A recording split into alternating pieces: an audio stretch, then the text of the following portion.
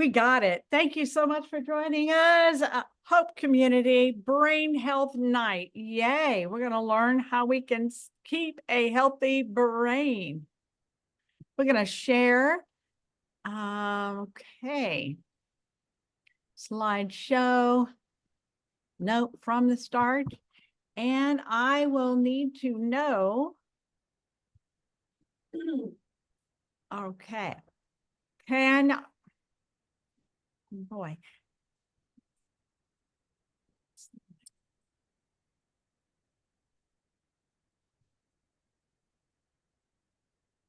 No. Brain health, use slideshow. All right. All right. Can you see? It just totally knocked everybody off.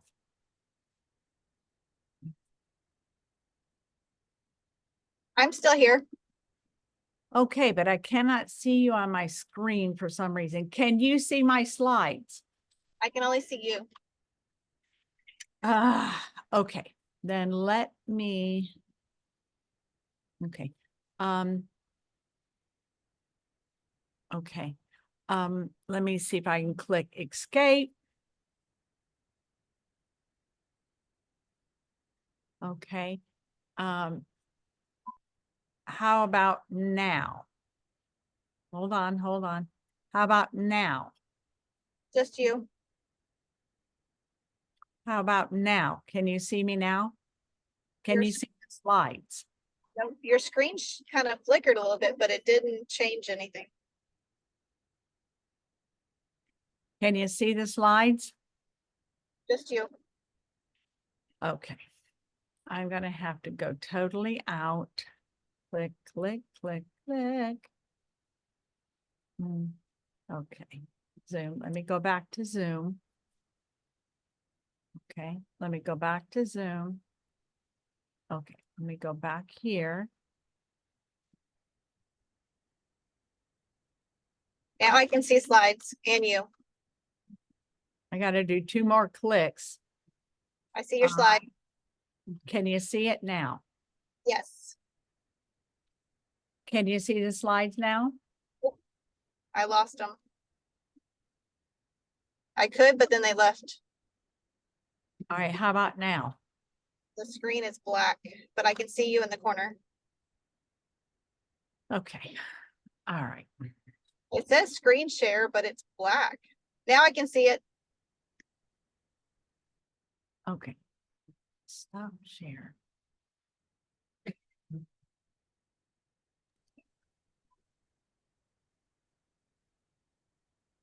I've seen it and then it would go, and I would see it and it would go. So you were doing something right at some point.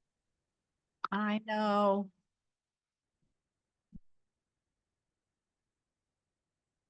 Okay, how about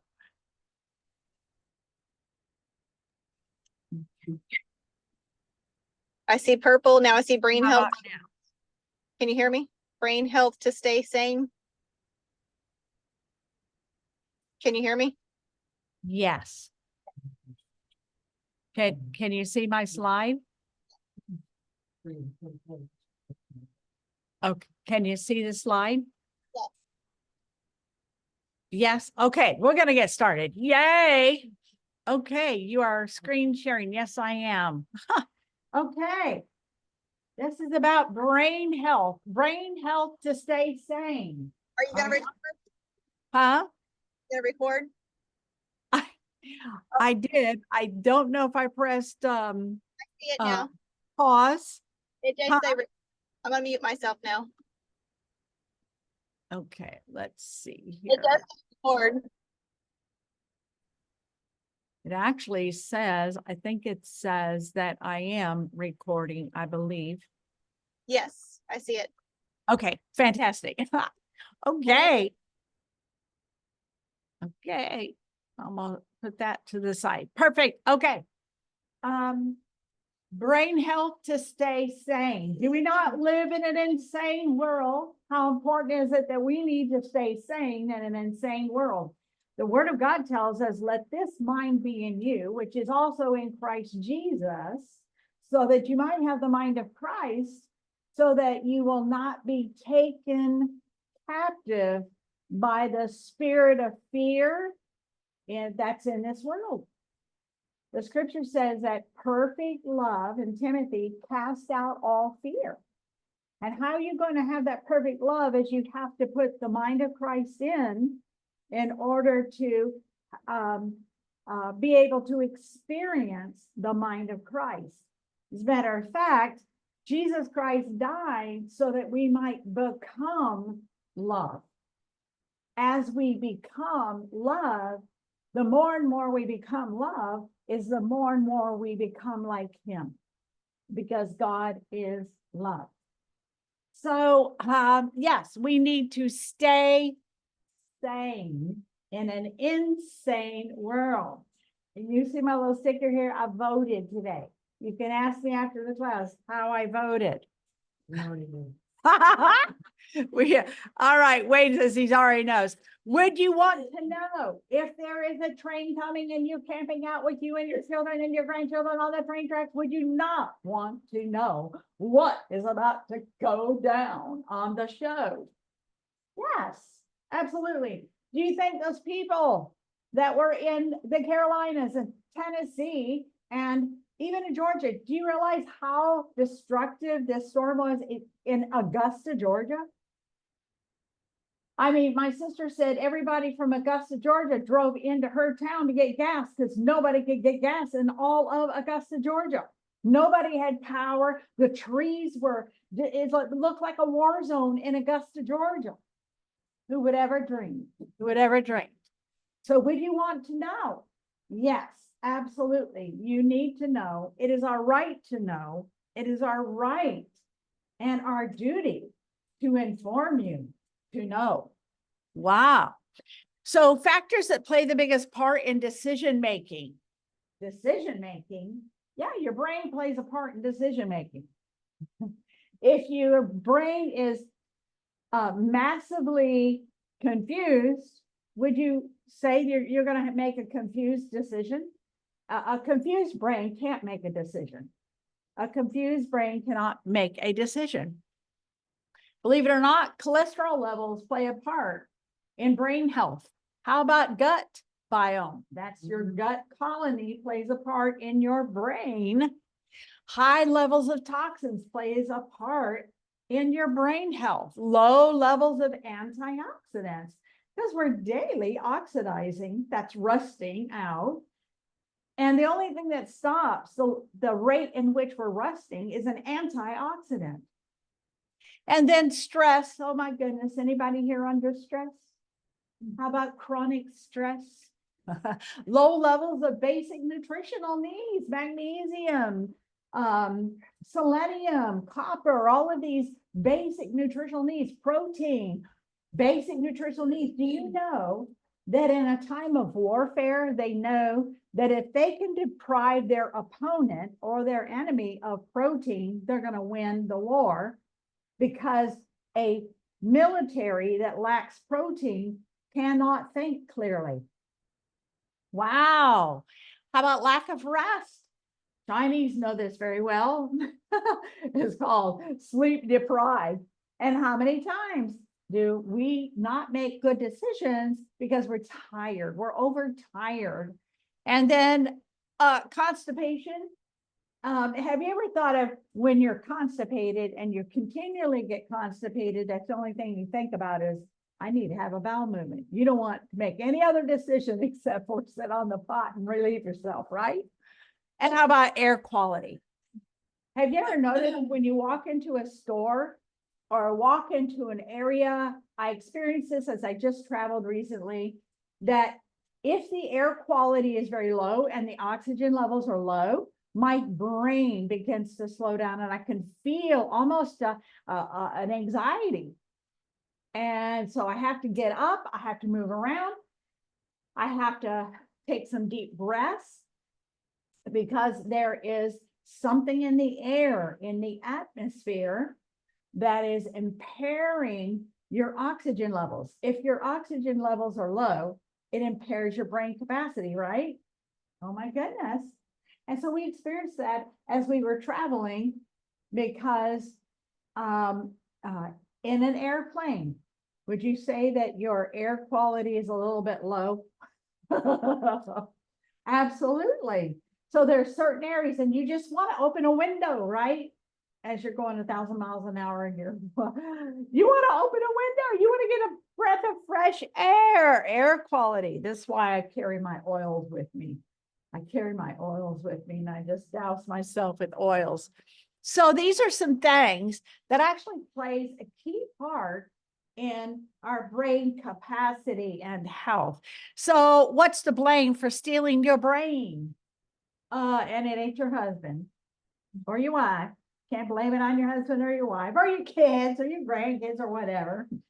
Because the factors are sugar, grain, because grain has been altered. It's not the grain that Jesus ate. And it's not the grain that even pharaohs ate in Egypt. It's been altered.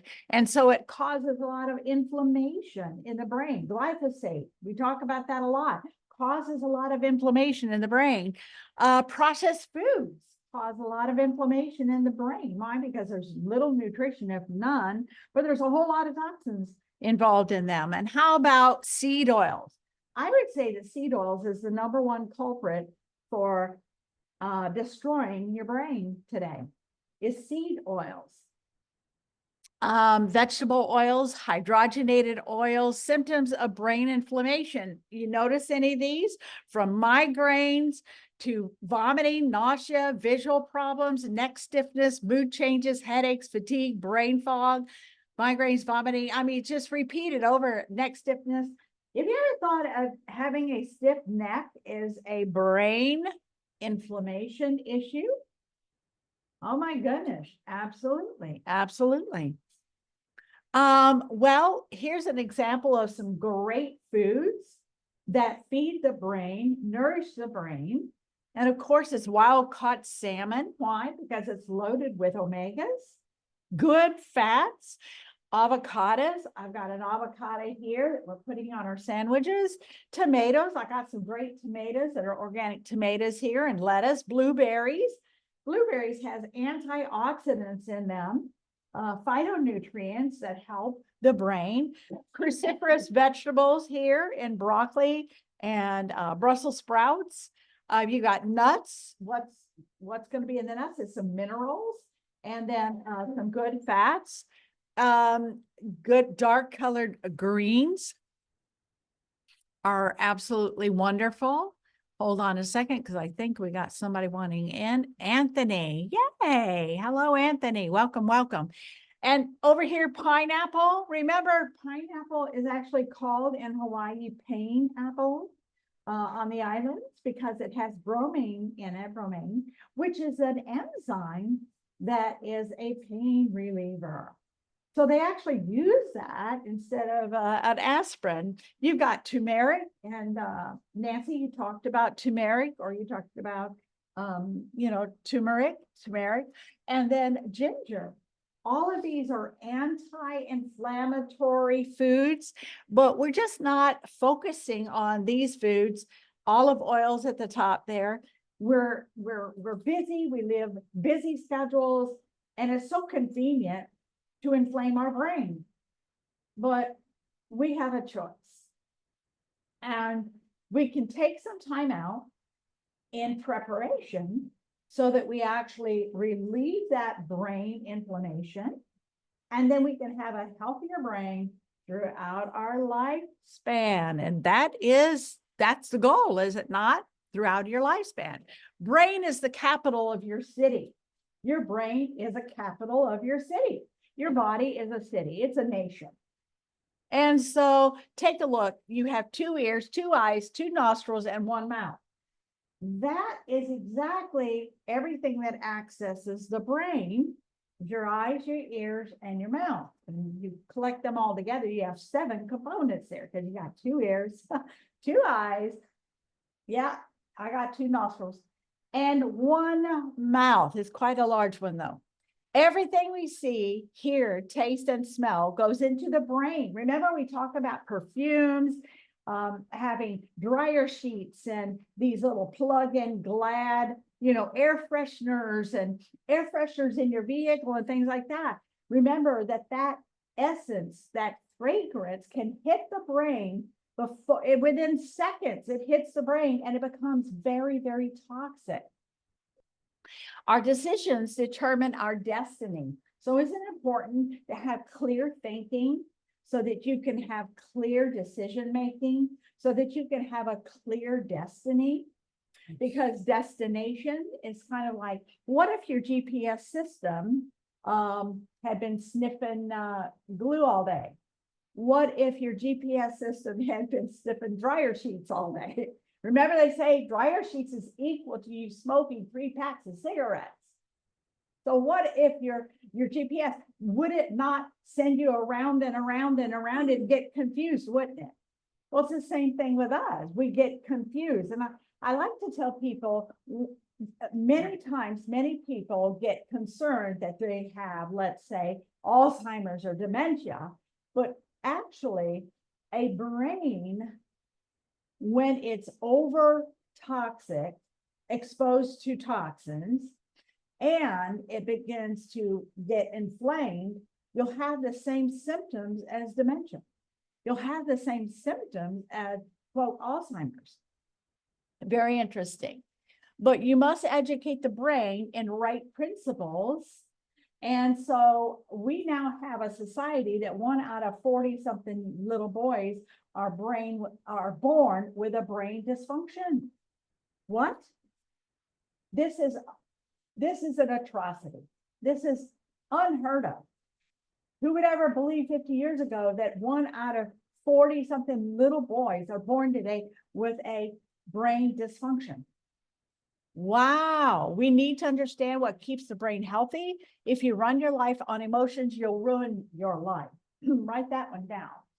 So in other words, when your brain is not able to have a capacity to process information, you'll run on emotion. Now, we saw that during the storm, did we not? The night before I left for Jamaica, I had to get some some gaso. I passed 7 gas stations that were closed. And I just stopped and said, okay, Lord, where do I go? I got to go to Orlando at 4 o'clock in the morning.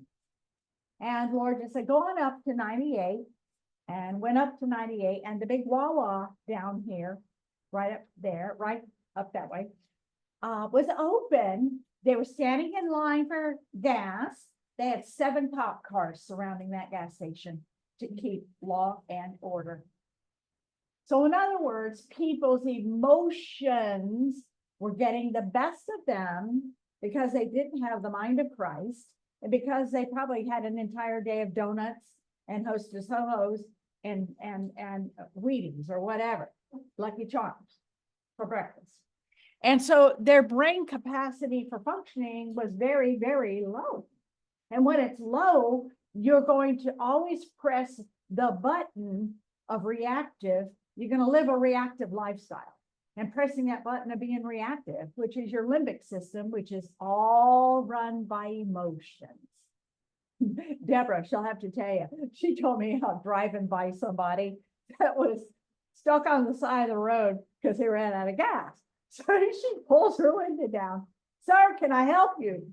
And he was laid back in his chair, his driver's seat, relaxing. He goes, yeah, you can find me some effing gas. She was like, well, sir, I don't have that. I don't have any with me, and I don't have access to that, but I certainly will pray for you. And then he said something else with the F word in it. And she goes, have a nice day. She rolls her window up and drives off. Oh my goodness. We're going to run into those people. The more times happen where we're out of control, your brain, when it is running on sugar and running on junk and sniffing all kinds of stuff you shouldn't be sniffing and exposed to in fragrance world, then what's going to happen? You're going to run amok. So when I talked about cholesterol levels, this is where I get that from, because lipid protector, lipid means fat. So the brain is made up of fat, mostly fat. And so it needs lots of good fat in order to run. It's like the insulator in your nerves. It's like the most important defense system in the body and best protector of the brain is cholesterol. So why has there been a campaign for 50 years to reduce this? Hello? Why? Yeah, they're dumbing you down. They're dumbing you down. They want you dumbed down. Ooh. No, they don't want you to figure out. Oh my goodness, what's happening here? In 1968, overall cholesterol numbers used to be 222, was considered healthy. 222 today is still a healthy number. Has it changed? If it was healthy then, why wouldn't it be healthy today? Do you know it's changed down to 150? They've lowered it to 150. Your cholesterol levels being lowered to 150, it's going to deprive your brain. Oh my goodness. Not to mention, and I know this is not a class about cholesterol, but my gosh, you can't make vitamin D because vitamin D is similar to cholesterol. Oh my goodness. So there's so many factors that are entwined in this as to why they would reduce, and really, it's a multi-billion-dollar business to reduce your cholesterol. Why? Because you not only could take their cholesterol drug, but you're going to take their Alzheimer's drug too, and dementia drug. Go against the guidelines when the guidelines go against the reality evidence. So in other words, we have permission to go against the guidelines, even when the guidelines don't measure up to reality evidence. I like that term, reality evidence. Because so we can talk to people and say, can you show me the reality evidence of that? You know, when they tell you something about something, and I'm being recorded because so I can't really say what I want to say. But when somebody says to you, oh, you need to do this, or you need to take this injection, or you need to do that, or you need to take this medication and that medication. All right. If it goes against the reality evidence, but you got to have a brain that's functioning, that can sit down and reason. There's a scripture talk about, come sit down and let us do what? Reason together. All right. But if you have a society that does not have the capability of sitting down and reasoning, and all you're doing is arguing and fighting and backbiting, and it produces chaos and massive confusion. So sitting down and reasoning together. So saying, let's take a look at the reality evidence of this. I love that phrase, the reality evidence. Below 120, your brain will be in trouble. So the lower you get your cholesterol, the more your brain's going to be in trouble. Oh boy, cholesterol is being blamed for the damage that sugar does. Isn't that the old trickster at work here? You know, don't look at this. You know, I'm destroying you behind your back, stabbing you, but I'm doing tricks in front of your face here. So you never look behind the back. Oh my goodness. And fat made by the liver naturally, a fat made by the liver naturally. So in other words, cholesterol is made naturally by the liver. And it's a lipid that's necessary for the brain. It's a lipid necessary for your gut. It's a lipid necessary for a lot of things in your body. You can't make serotonin. You can't make these happy dolphin feel-good hormones without cholesterol. This is why when you go in for a cholesterol reduction med, they know the next med they're going to write you is a serotonin uptake med, because it's going to reduce your body's ability to produce that from the brain. Why would normal levels of a vital body substance be called a disease? So if your body makes it, why does the system call that a disease? You ever think about that? Reality evidence, reality check. If your body makes it, if your liver makes it, did God make a mistake when he made your liver to make about 80% of your cholesterol? Oh my goodness, no. So Why call it a disease? You're calling things a disease. Remember when the word of God says to call those things that are not as though they are. Do you not know the enemy knows that scripture verse too? So he wants you to call your liver a disease because your cholesterol is too high. According to who? Show me the reality evidence. And there is none. There is no reality evidence. Cell membrane, hormone function, neuron communication all require cholesterol. You can't make hormones without cholesterol. You can't make neurons in the brain without cholesterol. And communication. Oh my goodness, vitally important. So what's our number one on our list? Omega, omega, omega, omega. The whole family of omegas, not just one, not just two, but the whole family of omegas. And we want an omega that actually is not rancid, that actually is potent, shows up and has a delivery system and is in its perfect ratios and is from a living food source. Hello. Well, we got it. Neolife. So vital to brain development and function, long-term brain health, help retain better cognitive function over time. High omega-3 diets have been shown to lead to a marked increase in mental performance and IQ scores. You see this in Japan. You see this even in Alaska. Oh my goodness. Associated with better brain and vision development for the baby. They've done study after study after study of the importance of omegas in vitro. Omega-3, all 8 omegas clinically proven to work, guaranteed potency, a healthier salmon dinner's worth of omega-3. So every time you take one, it's like having 4 ounces of salmon, eating 4 ounces of salmon. Isn't that amazing? And here, I love this graph here because it shows the different ratios. This is called proprietary molecular differentiation process, proprietary to Neolife, because we developed this technology. So we know exactly how much the body needs of omega-6, omega-3, and then all the others here. Notice we have less 6 in the ratios that are perfect in harmony.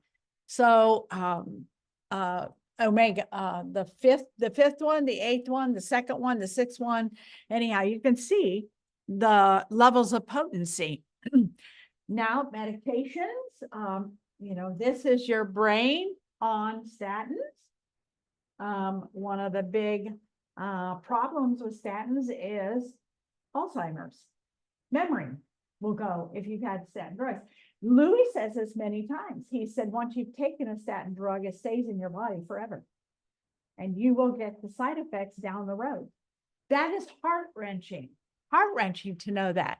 So an article in Journal of Nuclear Medicine doubles your risk of dementia if you're on a statin drug. Oh my goodness, trust reality over a study. Remember, reality evidence. Go to the reality evidence that can be easily manipulated to draw a certain conclusion, benefit, and certain narrative. So we got to take a look at reality evidence versus what they're telling you.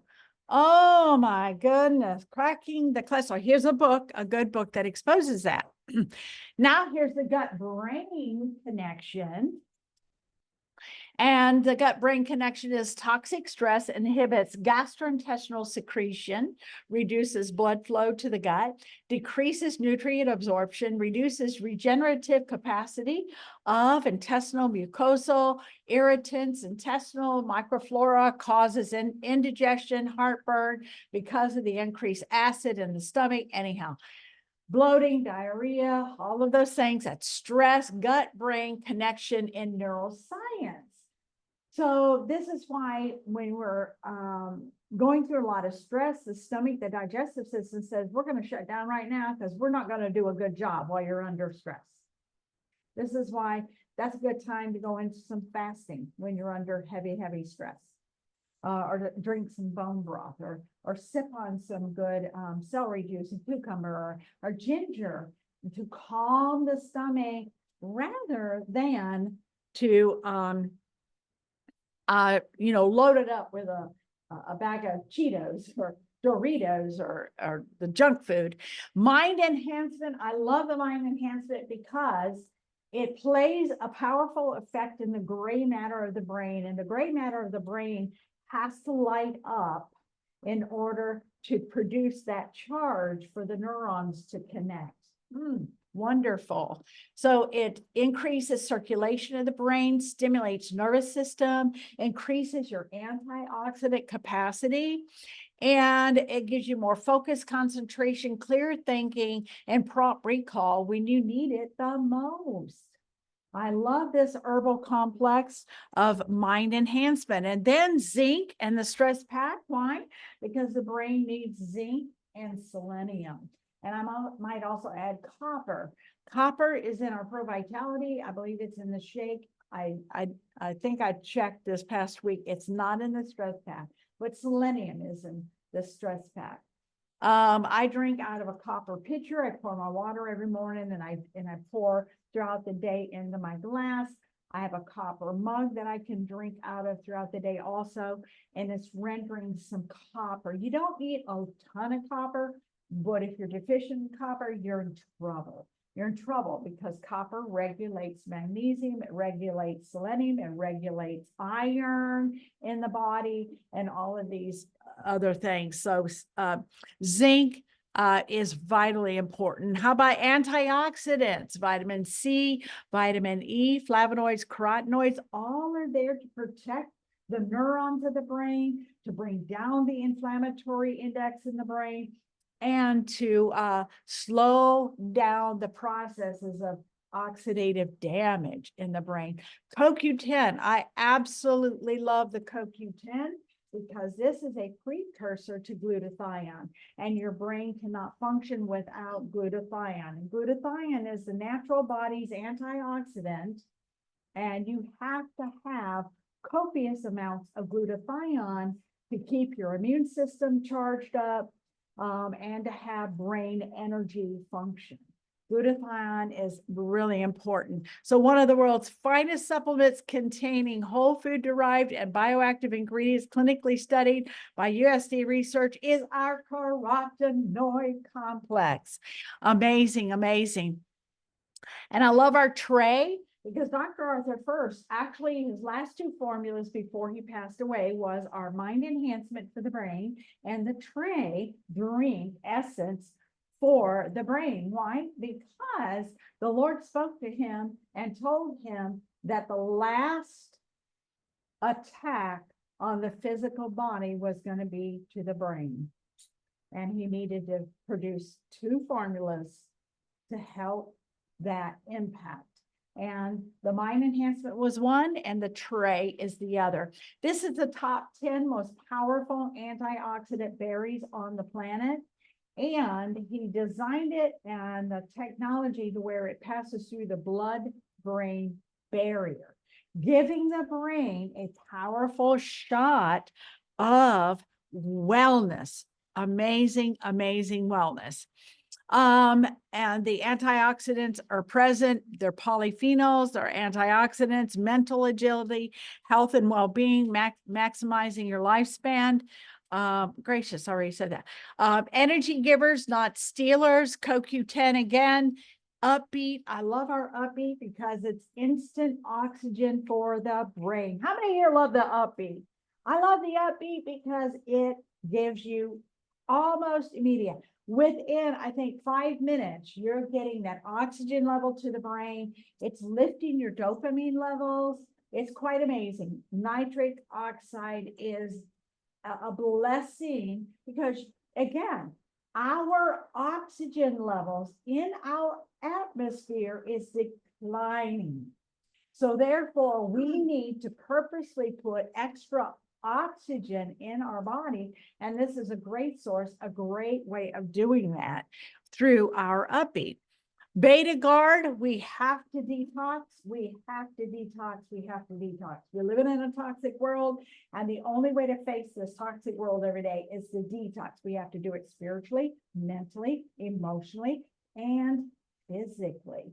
And Beta Guard is what Dr. Arthur first gave us to detox physically. I love it. I love it. I love it. Heavy metals, carcinogens, air, water, food, injections. Hello. You know where I'm going with that. Exposure from childhood is quite amazing. Dr. Arthur first said, oh my goodness, things are coming out of the human body that were exposed, you were exposed to when you were a child. Quite amazing. Now let's take a look at a brand new research that's just come on the surface about alcohol. Now they're saying with the latest Harvard research, no amount of alcohol is healthy. As a matter of fact, let's go ahead and read it. It says that there may be no safe amount to drink if you want to protect your mind from dementia. In fact, alcohol, even drank moderately, will increase your risk to dementia.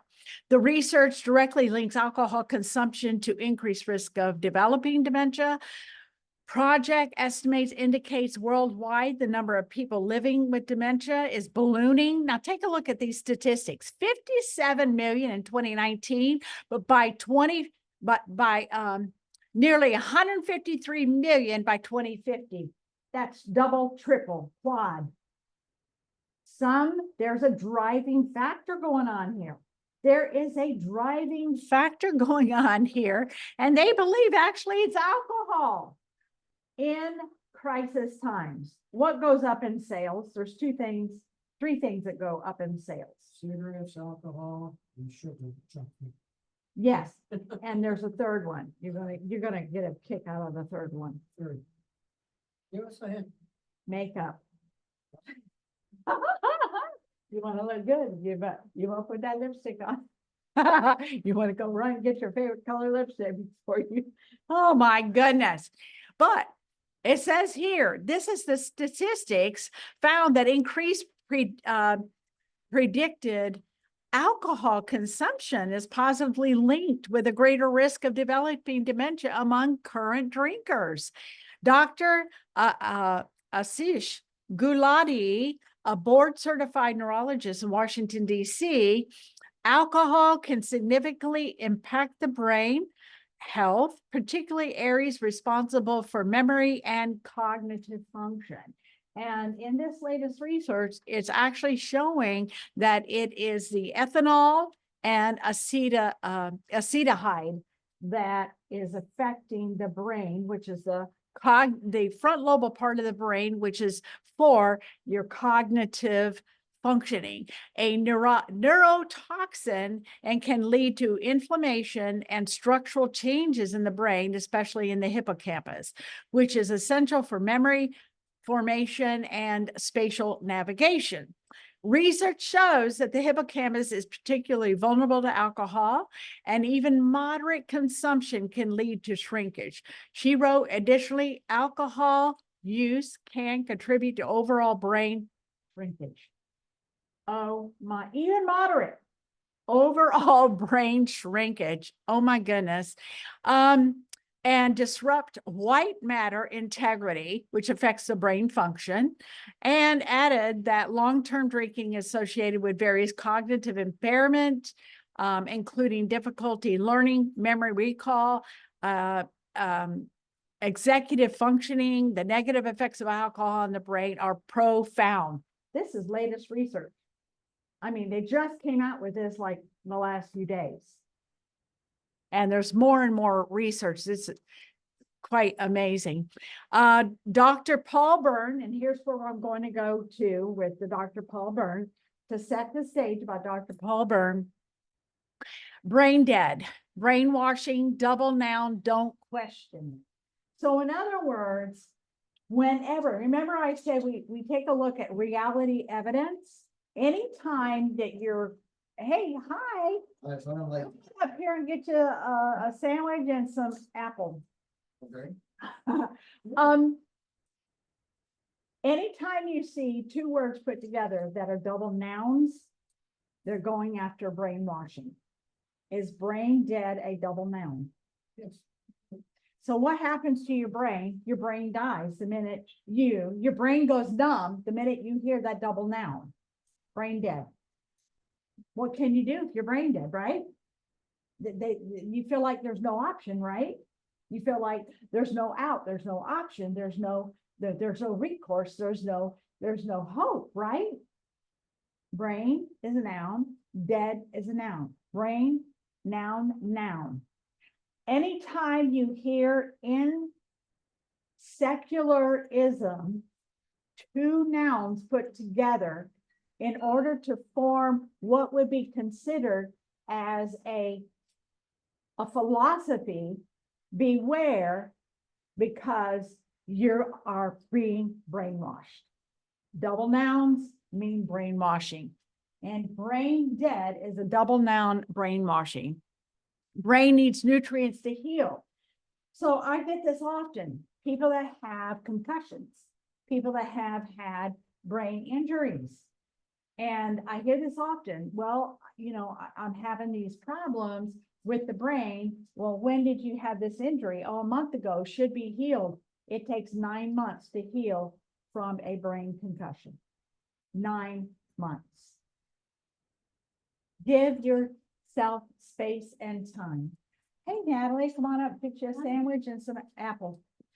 And so give yourself some space, give yourself some time, give yourself some grace in order to heal the brain. If you've had a fall and you've hit your head and you've had a concussion, give yourself 9 months and nurture the brain. Don't get frustrated and say, well, I'm angry because I should be healed in 30, 60, 90 days.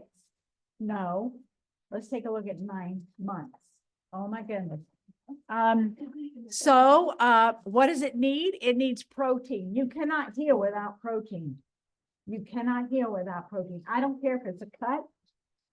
I don't know, but while I was in Jamaica, Shane Butler sent me a picture of his recent injury. Oh my goodness, horrible.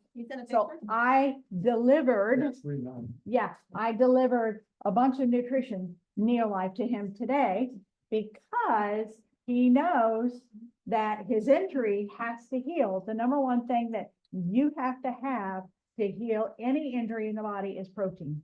You have to have protein. And none of us really truly are getting enough protein. We all can improve in that area. That is why our protein chick is so important, because all 18 grams of protein will be assimilated as protein in the body. It's about amino acids, the full amino acid structure. It is about applying and having provided all of the amino acid structure in order to go to work to repair the damage. So protein, super B, your B vitamins are essential for healing the brain. You have to have your B vitamins. This is where if somebody suffers from anxiety, then they need super B. If somebody suffers from depression, they need super B. If somebody suffers from, on both ends of the scale, they need super B because the B vitamins are essential, especially B6 when it comes to depression, and B3, B1, folic acid, helping the liver, helping all this function and especially the brain. Salmon oil, TRANN is your green oils and minerals. They are all essential to you having a good results when it comes to healing the brain and keeping the brain protected and keeping the brain healthy and optimal. It takes 9 months for the brain to heal. So, and it has to get quiet. You have to rest, believe it or not. The brain has to get quiet. Now, this is real important about what you're about to hear, what I'm fixing to play for you.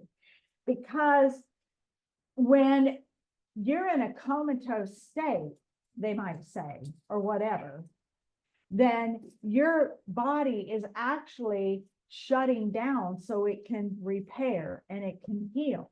You are at your most vulnerable moment.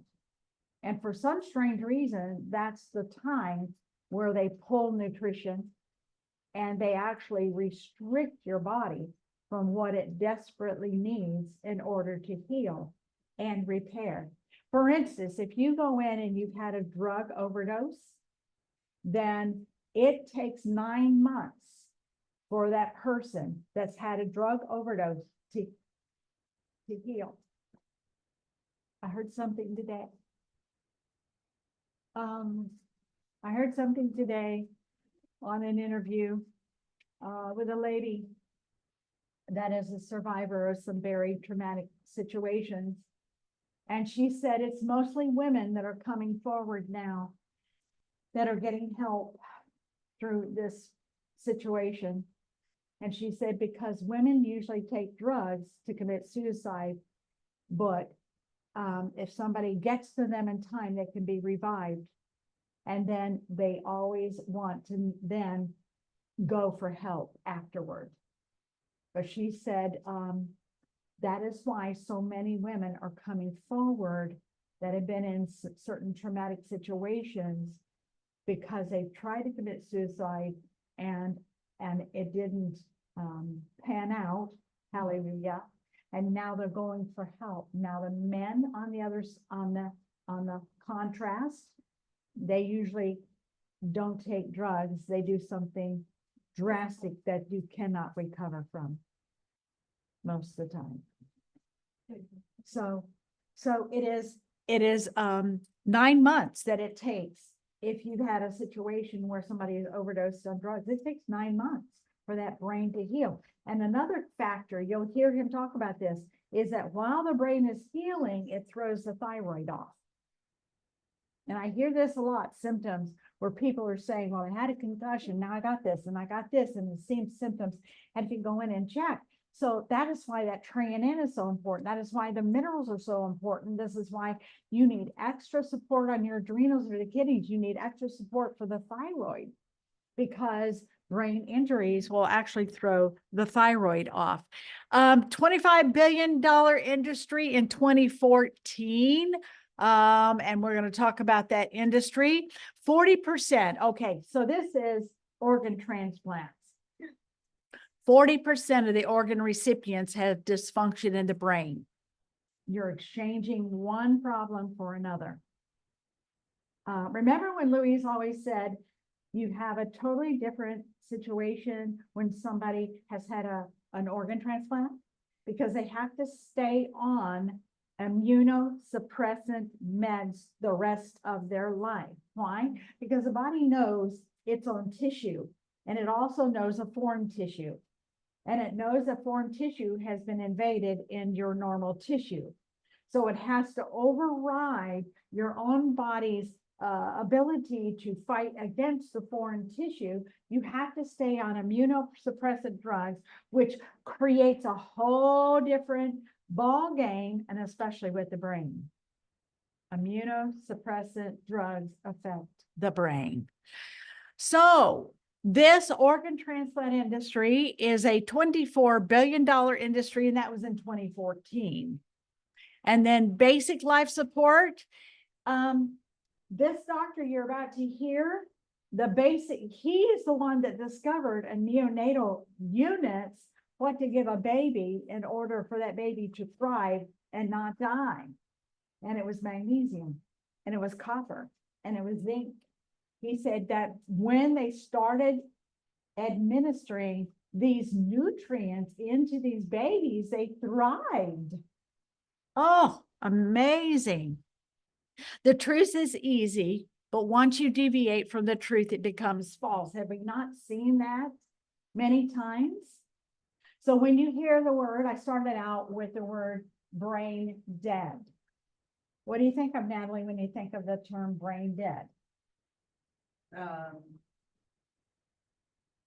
Coma, Yeah, and On your no way hope. out. Yeah, no hope. right? It's done. Okay, line them up and harvest the organs, right? What you're about to hear, and I'm going to cut off the recording, and I'm going to play for the Zoom what you're about to hear. But you may need a tissue, what you're about to hear, but I think everybody needs to hear it. All right. Hold on a second. Let me go up here to pause. Okay.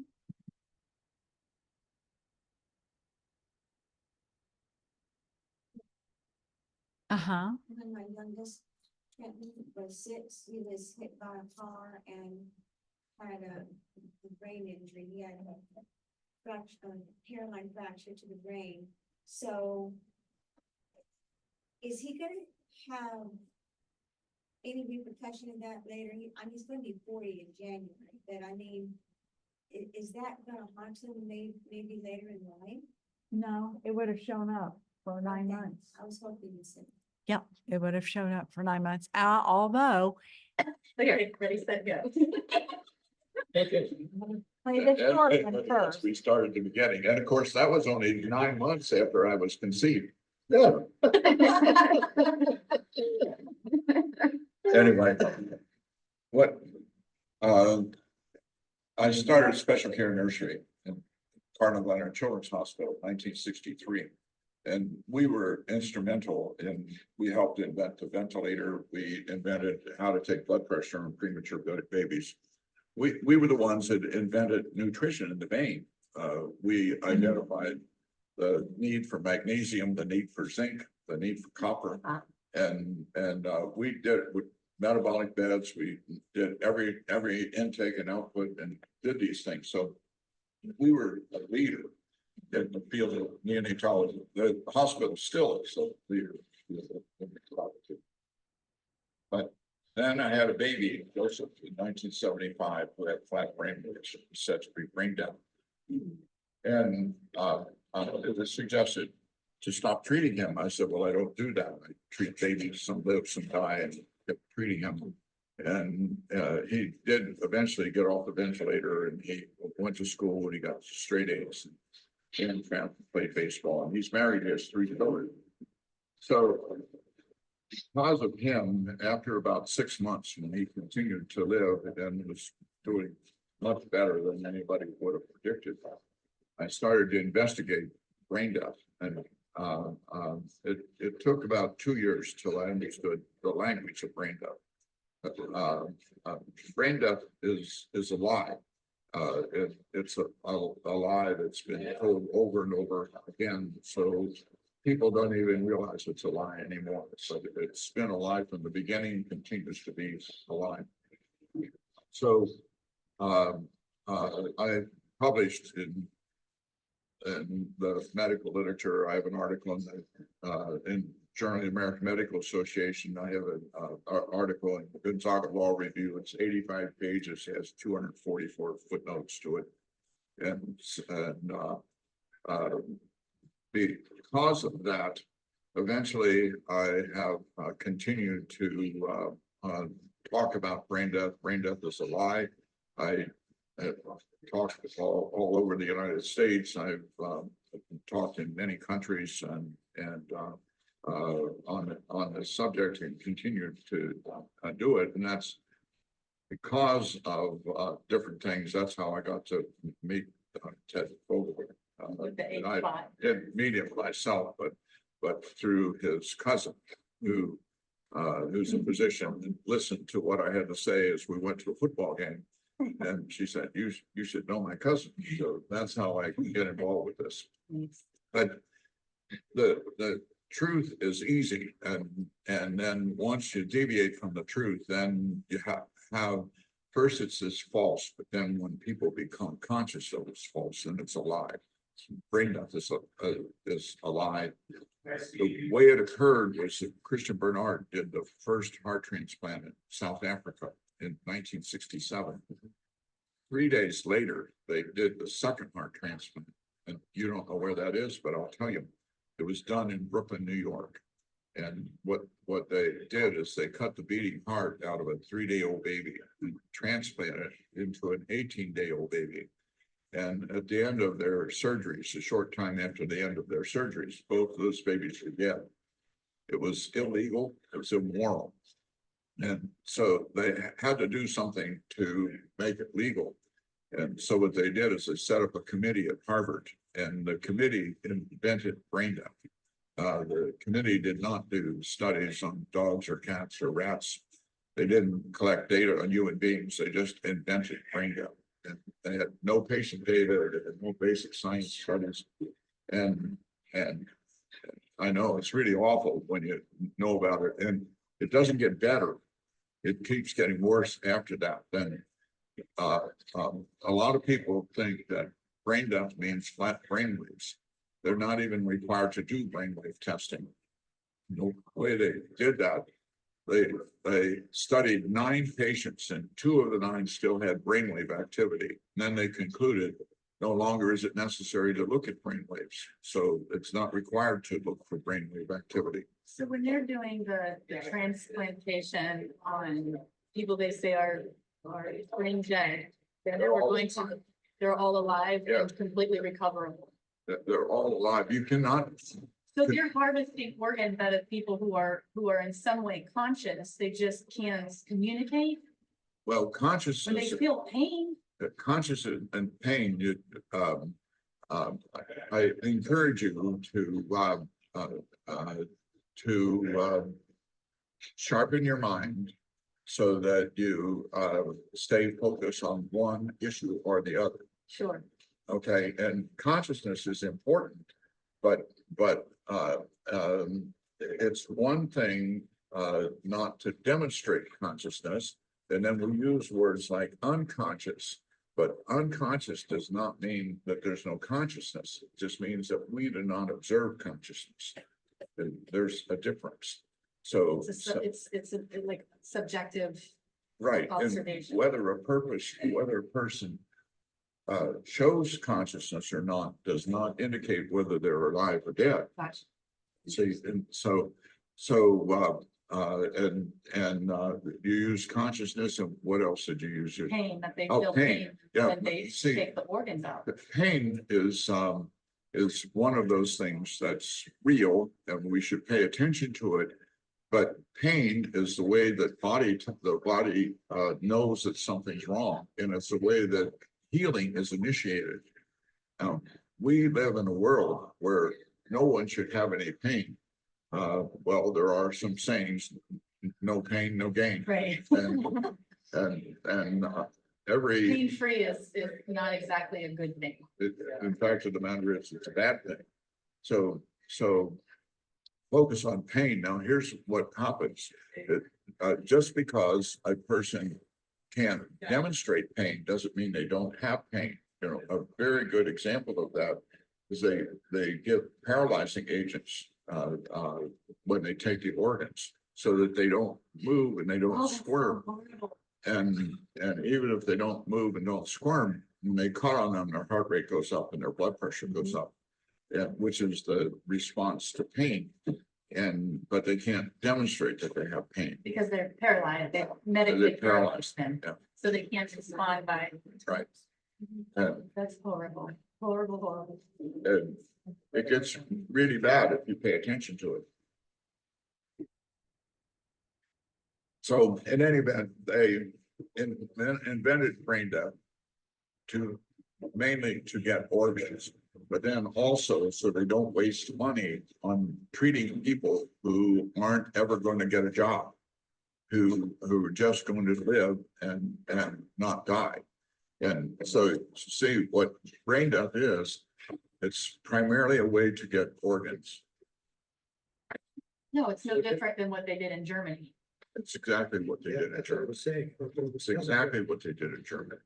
And actually, in my research many years ago, when you had to do the research by going to what we call the stacks in the library to get the old journals. And I found articles in the Journal of the American Medical Association in 1919, 1920 of a doctor in Germany who wrote to Journal of the American Medical Association and telling them what the doctors were doing in Germany.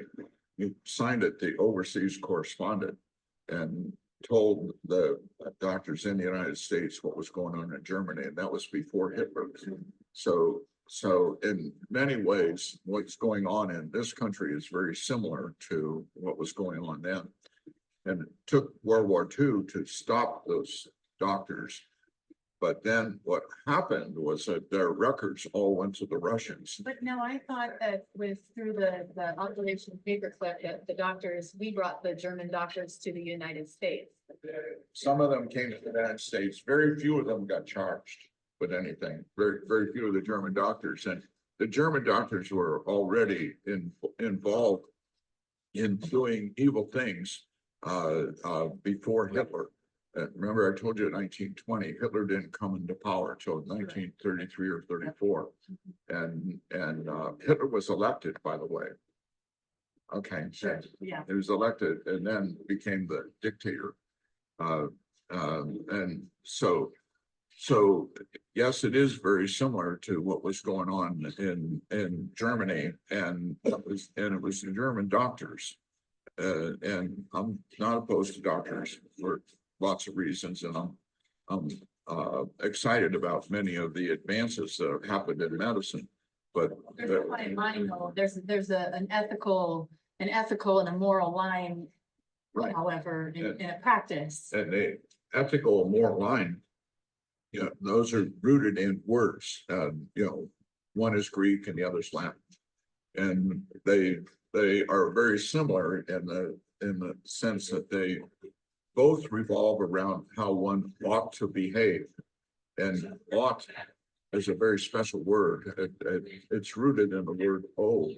So it's how the doctor ought to behave because he owes it to his patient to behave in a certain way. So ethics and morals. And so what they've done to that, and like when I went to college into medical school, I learned ethics.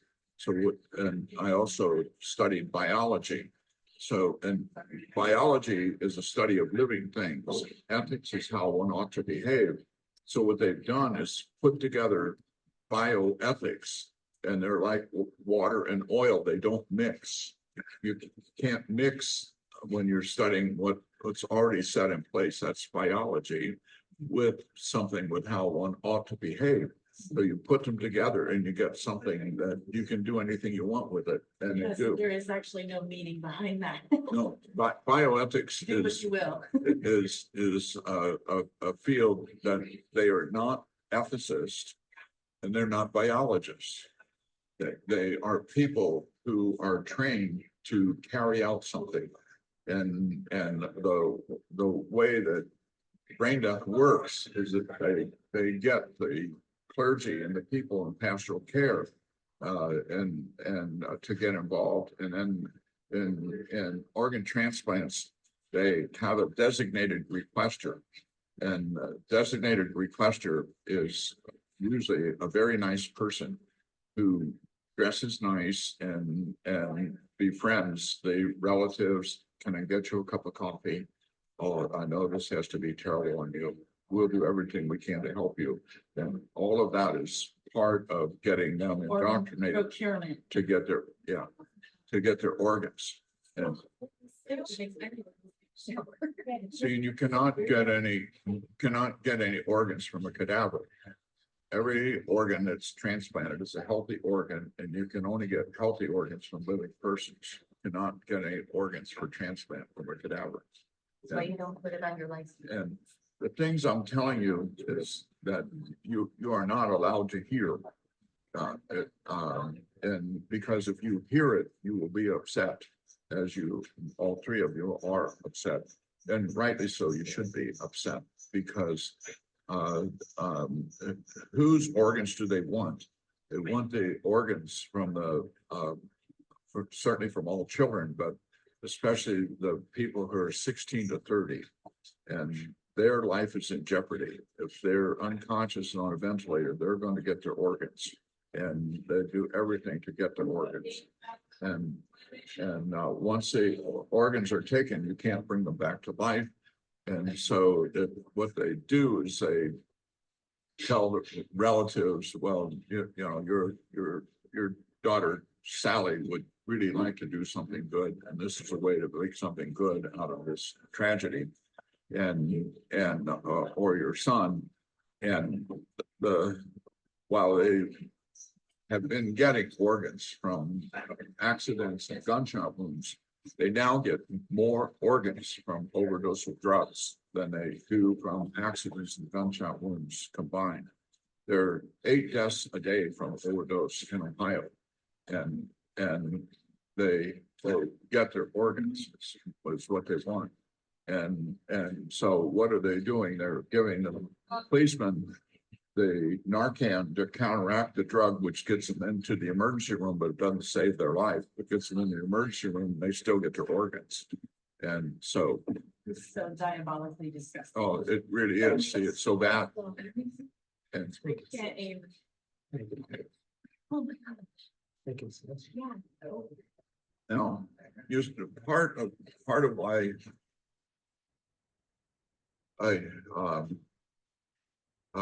when you were talking about unconscious and pain, and you might have talked about something else. What I'm encouraging you to do is to realize that there are common denominators of all of this. The common denominator is that each person is unique and unrepeatable and special. And a person is alive, but so are the dogs and cats running around that are alive, and so are the trees alive, but they don't have the life that the person has. And each person has that life, whether that person can walk or talk or show consciousness. In brain death, they do only 3 things for brain death. One is the patient does not show consciousness. The patient does not have brainstem reflexes that involve the eye or the ear. So there's about 14 brainstem reflexes, but they test only 6. They don't test the others.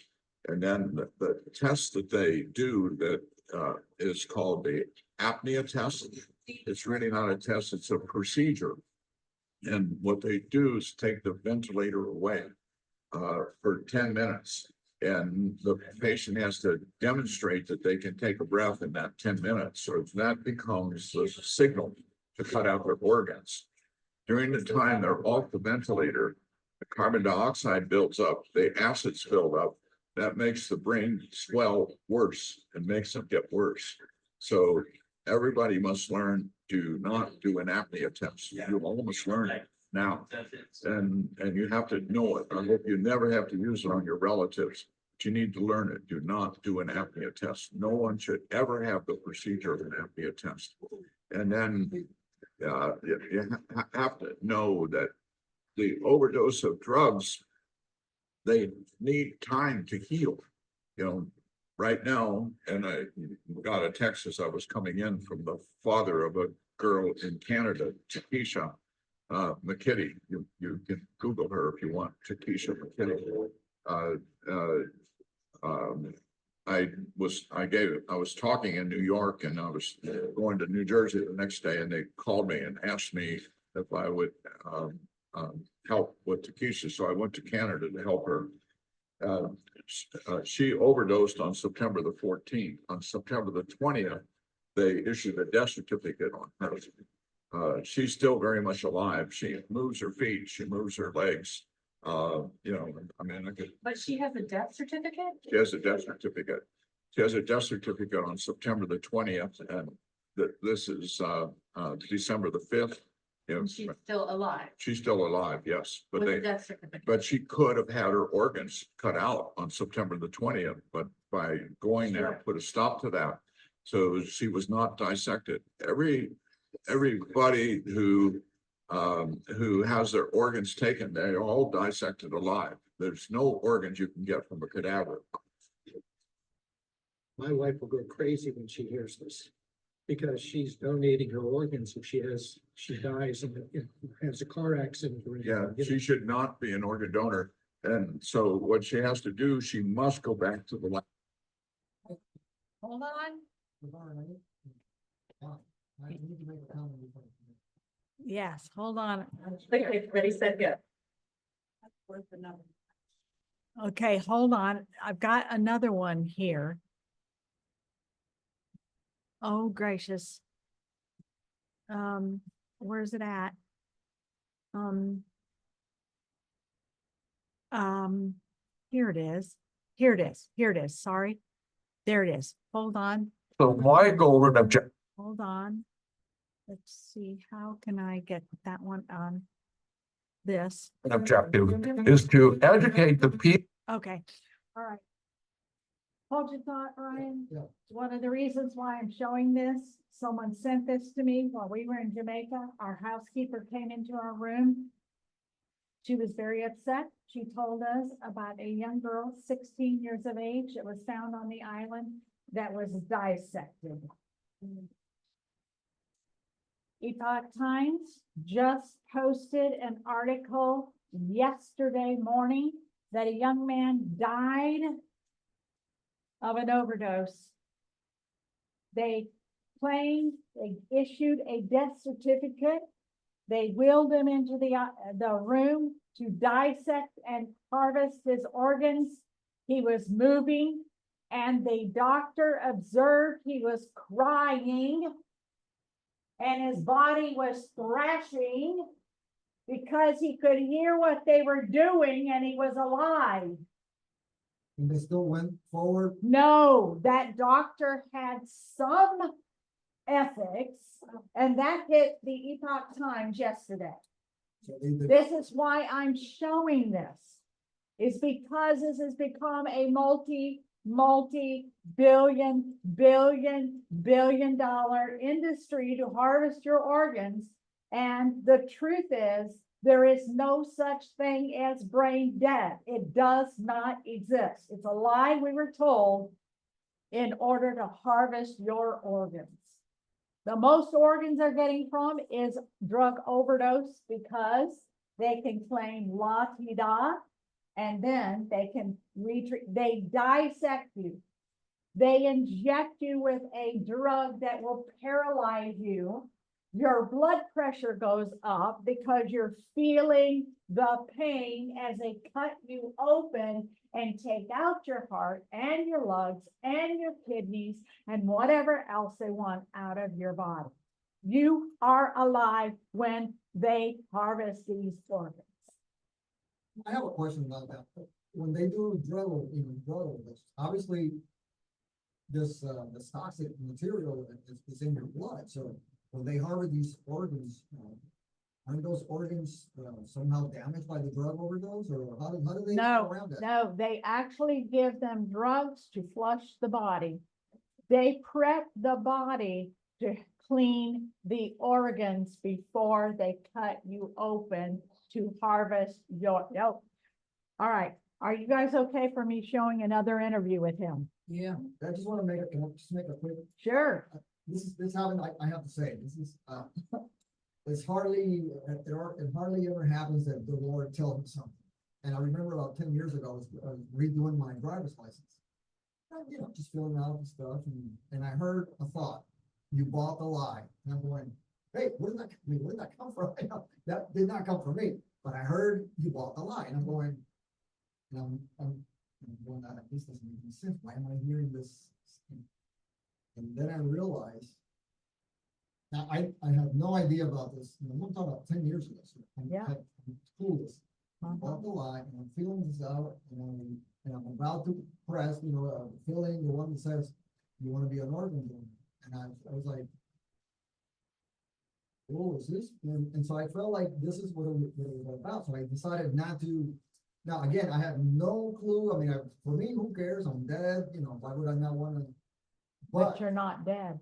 What I gathered from that is that if you are consenting to have your organs, taken, Yes, because this system belongs to Satan, yes. you're sort of giving Satan access to your body, Permission. permission, and again, Permission granted. this, When they find you in an accident, oh, they're an organ donor. Immediately bring them in. Let's harvest. so that's what but again, that thought that just came out of left field that I had no idea where. it came No, from. that was the Holy Ghost Yeah. warning you, Brian. So that's what I got from that about the access that the owner of this world system would have to your body. And I thought, Lucifer. wow. Yep. Yes, absolutely, Brian. You're right on. Okay, about the Determination of Death Act, which is a You wait till you hear from our next guest. He's a quite well-known enemies are working nonstop LSN TV app, which can bring all the LifeSite news in the name of the Father and of the Son this is a and of the Holy clever part, Ghost. but that's- Amen. It's good. So, Dr. Byrne, you went from a career, it's a beautiful career of working with the tiniest babies who are delivered early, and you've saved so many lives that way, and then got into this other area, which has sort of consumed so much of your life. How did that happen? Give us some of that story. Well, first of all, to start with the part of it about neonatology, I started a special care nursery at Gladden Children's Hospital in St. Louis in 1963, when in fact, every baby less than 1,500 grams, that's 3 pounds and 4 ounces, that had trouble with breathing, and many babies larger than that had trouble with breathing, died. It was 100% mortality. The fact of the matter is that that particular time, President Kennedy's baby, who was about 5 pounds, died. So there was no treatment. So we started in 63. I would say we really did not start to make advances until about 1970. Then what happened in my own life, we were at Cardinal Gladden Hospital. We were instrumental in developing ways to help babies breathe. We identified the need for magnesium and zinc and copper and nutrition, that kind of thing. And then a patient by the name of Joseph in 1975 was born prematurely and on a ventilator, and Joseph wouldn't move, wouldn't respond. And one of the doctors on our team said, let's do a brainwave test. So we did the brainwave test, and it was interpreted as consistent with cerebral death. And so I saw death on the report, and I looked at Joseph and I said, well, he's not dead. I called a neurologist. He said, well, repeat it, which we did in 48 hours, and it was unchanged. So I said, what do we do now? And he said, well, in some places they turn off ventilators. I said, well, I don't do that. I said, I treat patients. Some live, some die, but I just treat him. So I continued to treat Joseph. He did get off the ventilator. He did go to school. He got excellent grades in school. Eventually, he married, has 3 children. Because of Joseph, and I have to tell you, I think it took me several months till by that time Joseph was getting to be 5 or 6 months old. He continued to live, and I said, I better investigate this. So I started my investigation then, and what became clear is that brain death is not based on any kind of science. The science, as you know, is really discovering, for the most part, what God has done, but the scientists make some observation or postulation and then does more testing to verify it, goes from there. Well, the first, to put it in perspective, what occurred was, to lead up to the lack of science, so what occurred was they did a heart transplant in South Africa in December the 1st, 1967, and Christian Bernard, and that became commonly known. But what has not become common knowledge is 3 days later, they did a heart transplant in Brooklyn, New York. They cut the beating heart out of a 3-day-old baby who had problem with the The reason why they did that out of Harvard is because they couldn't let the South Africans beat Americans in the transplant of organs. Christian Bernard did the first one. 3 days later, they had to stage something from a 3-day-old baby and an 18-year-old baby. They conjured something up in the hospital, and the doctors did this, and the babies died. But they wanted to be, they didn't want to be behind the times. They wanted to be in the forefront of this organ transplant. Remember, Dr. Christian Bernard was introduced to Neolife, and he would not do a surgery on anyone, open heart, without them being on the Neolife supplements. And I'm wondering why it's not showing up here, because I'm not sure what to do here, because I can't change it. I don't know how to change it back.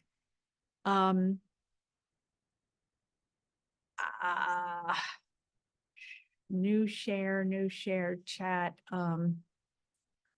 I could stop share. And then go back to share. screen share, go back to screen share. And then go back to here.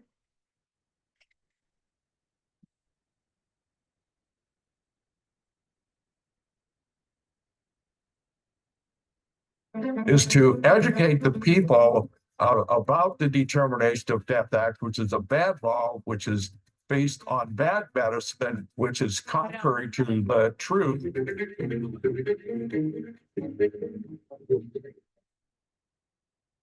I need to The advance it. problem of today's culture is that euthanasia is rampant. We never thought we'd get there, but it is.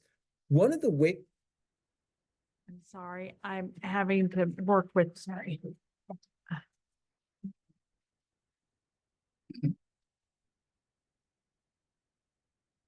Now, all of a sudden, I think I muted it or something down here.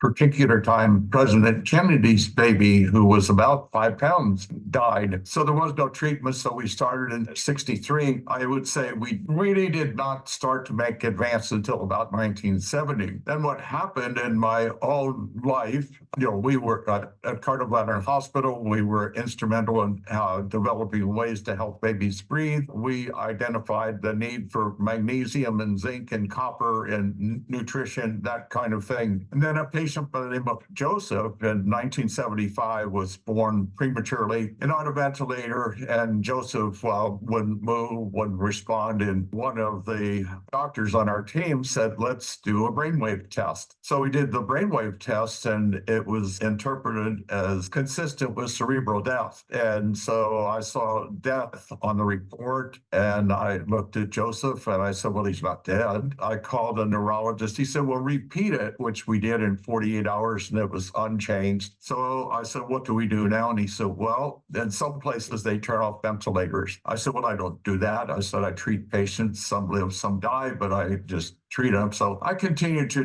treat Joseph. He did get off the ventilator. He did go to school. He got excellent grades in school. Eventually, he married, has 3 children. Because of Joseph, and I have to tell you, I think it took me several months till by that time Joseph was getting to be 5 or 6 months old. He continued to live, and I said, I better investigate this. So I started my investigation then, and what became clear is that brain death is not based on any kind of science. The science, as you know, is really discovering, for the most part, what God has done, but the scientists make some observation or postulation and then does more testing to verify it, goes from there. Well, the first, to put it in perspective, what occurred was, to lead up to the lack of science, so what occurred was they did a heart transplant in South Africa in December the 1st, 1967, and Christian Bernard, and that became commonly known. But what has not become common knowledge is 3 days later, they did a heart transplant in Brooklyn, New York. They cut the beating heart out of a 3-day-old baby who had a problem with the brain and transplanted it into an 18-day-old baby who had a problem with the heart. The end of their procedures, both babies were dead. It was illegal. It was immoral. And so to resolve this, they set up a committee at Harvard. In about 6 months, the Harvard committee reported, and the title of the report is A Definition of Irreversible Coma. Now, you can't be dead and in coma, no matter how you modify it. And so looking at that, a new way of declaring somebody dead, looking at that, how did they get there? Well, the way we make advances in medicine, sometimes they begin in the laboratory, sometimes they begin with experimentation on dogs or cats or rats. Brain death was invented without any kind of laboratory data, no basic science. In fact, the matter is, there was no patient data. It has only one reference to the article, and that reference was to Pope Pius XII. They quoted him out of context, but they omitted the quote from Pope Pius XII, which is very significant. Which Pope Pius XII said, we are to presume that human life continues as long as vital functions are present, even when supported by artificial means. goes from there to the next article known as the Minnesota criteria, studied only 9 patients, did brainwave testing on only 9 patients. 2 of the 9 still had evidence of brainwaves. And fact of the matter is, if you use the current gain that's required, 4 of the patients would have had brainwave activity. But their conclusion was that it's no longer required to do EEG or brainwave testing, and it was stricken from that. The largest study in the literature is known as the collaborative study, 503 patients. Well, what happened to those 503? 44 of them did not die. And then of those who did die, even just focusing on the brain, 10% had no pathology in the brain. And it goes from there. It is no science behind brain death. But more importantly, John Henry, is while we focus on these issues, the most important issues have to do with the difference between life and death. And we know what life is. You're a living person, I'm a living person. We can look at another person and know that life is there. Well, that life begins with creation and the love that God has for us, and in the love between husband and wife. There is a time when the person does not exist and now the person exists. That's creation. And we can know that life has begun at conception, and then that life is a continuum until death. And death is the event that separates life from death. So we know what life is. We know that death is something different. And so the focus ought to be on not declaring someone dead until they are in fact dead. And so what happens when the life separates from the body? We can focus on the cell. The basic unit of biology is cell, but it helps us to think, but the life of the person is in the whole person. Yes, it's in every cell too. But what happens is, and it happens in all living cells, what happens when the life leaves, then the enzymes are activated and they're within the cell itself to destruct autolysis. Auto meaning self, lysis meaning disruption of the membrane. So autolysis. So it begins when the life ends. And we know that. And so far as the determination of death is concerned, cells, tissues are important. But what we should be doing is not declaring somebody dead until they are dead. What there is during life, there is a system of respiration, a system of circulation, and there is a nervous system to focus on the brain. So you see, during life, there's an interdependence of circulation, respiration, and the activities of the brain. So it's an interdependent functioning that maintains the physical unity of the body, but is only there because of the unity of the body and the soul. So at death, the soul separates, and what we're left with on earth are the remains. And that remains is manifest as destruction, disintegration. The first part is autolysis. As it continues on, there's further disintegration, decomposition, eventually decay. If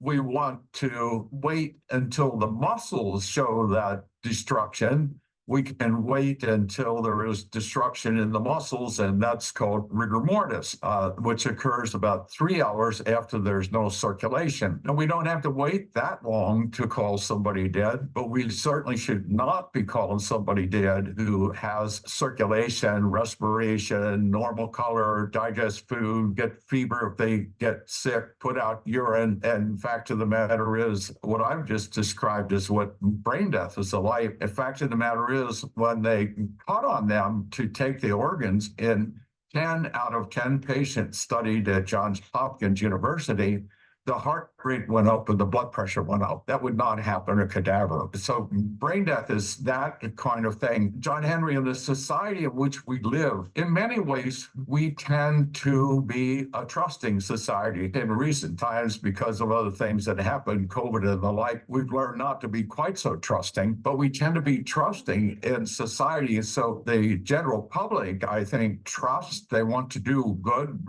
to help their fellow man. They think, well, if I'm dead, take my organs and all of that kind of stuff. But they have to get to the facts. And the fact of the matter is God creates us. God creates each one of us as unique and unrepeatable and gives our organs to us. And God makes it so that we cannot transplant an organ to another person. Well, human beings have found a way to interfere with God, to interfere with God's natural way of rejecting one another's organs, interfering with that so organs can be transplanted. And it is, but it isn't that God didn't know how to interfere with the rejection process. He does it every time a mother is pregnant. The baby is foreign to her and she would reject it. So as soon as the mother gets pregnant, rejection process is interfered with, and it can be documented. It's been documented in multiple animals and human beings that already when there's just one cell, that's even before implantation, the early pregnancy factor is there.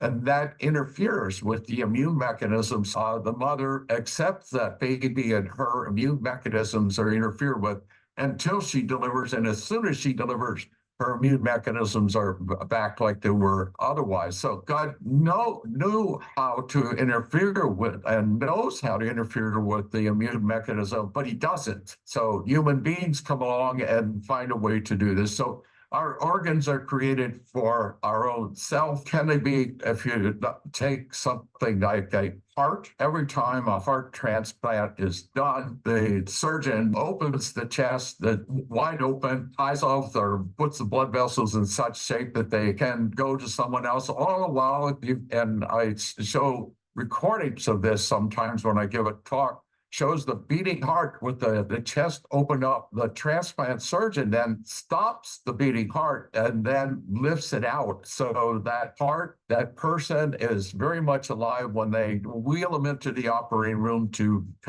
get their heart. And what's left are the remains of someone after they take the heart and many other vital organs to transplant to someone else. Okay, so what you said that's a lot to take in. There's some really, really fascinating things. One of the things that probably many people don't know is that whenever you get an organ transplant, you have to, for the rest of your life, take anti-rejection drugs because the body fights the foreign entity, someone else's organ, and doesn't allow for that. Otherwise, the body would fight it and destroy it as a foreign entity, but doesn't because of these anti-rejection drugs. And then Dr. Byrne explained how in the case of new life, of conception, also a new life, a different body, but God makes it so that there's no rejection going on there because, as Dr. Byrne said, God is able to account for making this a different entity inside a body and having it not go naturally. Now, we figured out a way to do this with anti-rejection drugs. I have so many things to ask you about. There's so many fascinating aspects of this, but one is that these anti-rejection drugs are very costly. There's very much a cost incentive in this whole organ donation business. We're going to get to the morality in a second, but the cost incentive is really there, both in terms of the transplant itself and in terms of the anti-rejection drugs, which go on forever. Is there not? If you can tell us about that. Actually, what happens in organ transplant, the recipient of the organ exchanges one set of problems for another set of problems, which is different from what we're used to in surgery. If someone has abdominal pain and appendicitis, they get an operation and everything is great. It isn't that way. And yes, these things are important to understand about the rejection and anti-rejection drugs and things that the person who receives the organ goes through for the rest of their life. And it's important to identify with that also has an effect on all of us because, for instance, TB is more common than it used to be, and things happen that are in society that are interfering with the fighting of infection and those kind of things. It's a societal issue. Kidney transplant is another one that gets a lot of attention, but we do have a way to treat kidney failure with dialysis, but people can live for a long time. And what happens, John Henry, is that oftentimes human beings will take the easier way out as opposed to the moral way. If we just focus on the heart, for instance, well, heart transplant, as we've already described, some of it is involved there. Almost as sure as you and I are talking to each other, a heart would have already, artificial heart that would have already been developed. It's been developed, used in animals and that kind of thing. It functions very well. Very likely we'd have a heart if we hadn't given doctors a way to find the easy way, that is, get the organ from someone else who's alive. And yes, they get killed in the process, but that gets acceptable to some. Incidentally, it's a multi-billion-dollar industry. $48 billion in 2020 was billed for organ transplants, of which doctors got $6 billion. And so many doctors, essentially all of the hospitals, are involved in this, and it's organized by the federal government. But when it's like a lot of other things that are organized by the federal government or organized by anybody, it gets down to the individual persons and people that are participating. They know that when they cut on them, sometimes they have to give them a paralyzing agent so they don't move. They have to give them anesthetics so that the care of the patient, the one they're taking the organs from, is better. And John Henry, it's so sad because patients that are deficient in thyroid, like the little girl 11 years old in California that we're helping with now, deficient in thyroid, and her mother, her father, we begged for them to give her thyroid. She was deficient in thyroid. A lot of people know that thyroid's essential for living. She was deficient in thyroid. It took us more than a week to get them to give her a thyroid. If her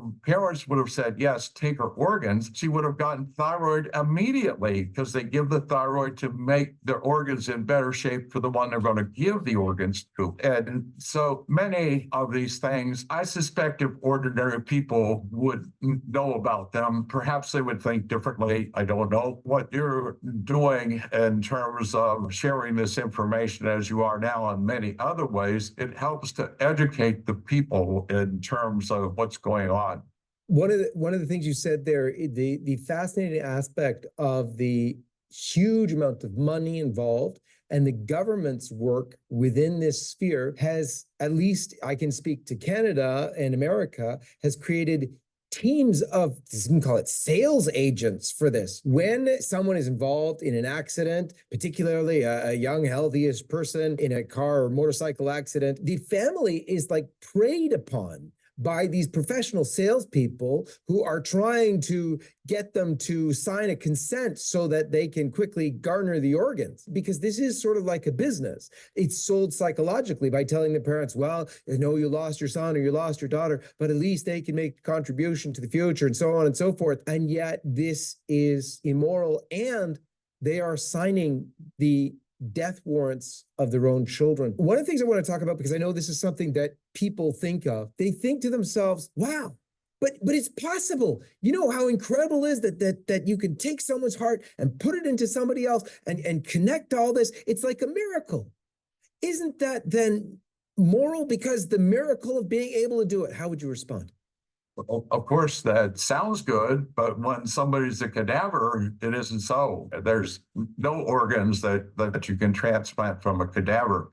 And you don't need to be a too astute observer to know what happens when there is death. Obviously, anybody who's found a person who has died, or their pet, or they find a dead bird in the woods as they walk, it's clearly different. And that difference happens when the soul separates. And then immediately the destruction begins. It's called autolysis. And no one should be declared dead unless there is destruction of the major vital systems, the circulatory and respiratory system in the brain. No one should be declared dead unless there's destruction of those systems.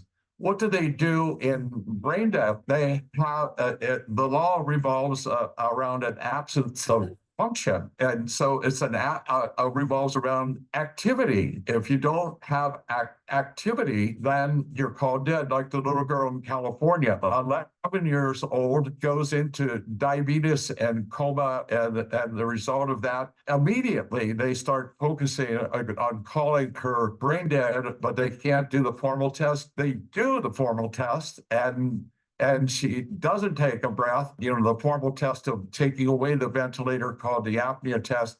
She doesn't breathe. They write on her chart that she's brain dead, but then they want to do another test.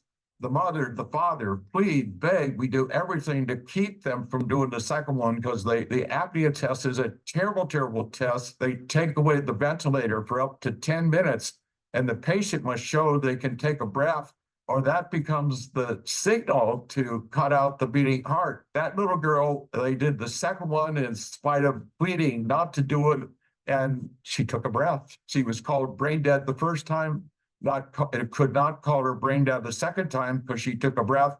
And here we are 2 weeks later and going to go to court tomorrow, and the doctors in the hospital are wanting to do another one of these apnea tests, and this little girl shows much evidence of healing.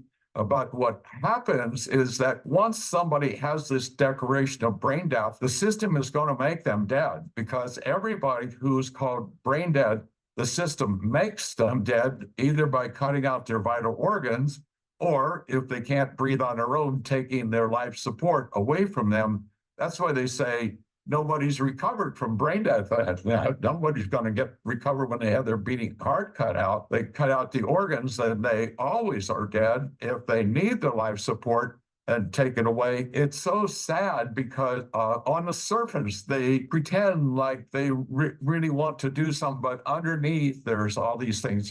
John Henry, you mentioned about people in Canada hovering over to get the organs. In the United States, we have that, except we give them a nice name. We call them a designated requester. So the treating physician is not allowed to discuss organ transplants. The designated requester, who is often described as somebody who is dressed very nice, has a lot of charisma, gets a cup of coffee, befriends somebody in the family, and eventually gets them to say yes.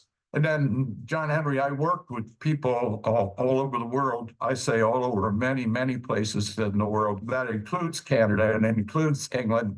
More than once, someone has said, well, you have it so nice in the United States because we in Canada or we in England have socialized medicine. In the United States, at least in my opinion, we have socialized medicine also. In Canada, there's one pool of money. In the United States, there's three pools of money: the federal money, the state money, and then the private insurance company. All of the private insurance companies do exactly what the federal government says to do. So it's a form of socialized medicine. There's a little bit of input into it, but not really. This morning I go to physical therapy. It will stop pretty soon, no matter what, because there's a certain number of visits. It doesn't revolve. It's a similar kind of thing, but it's not quite so open as it is in Canada and England.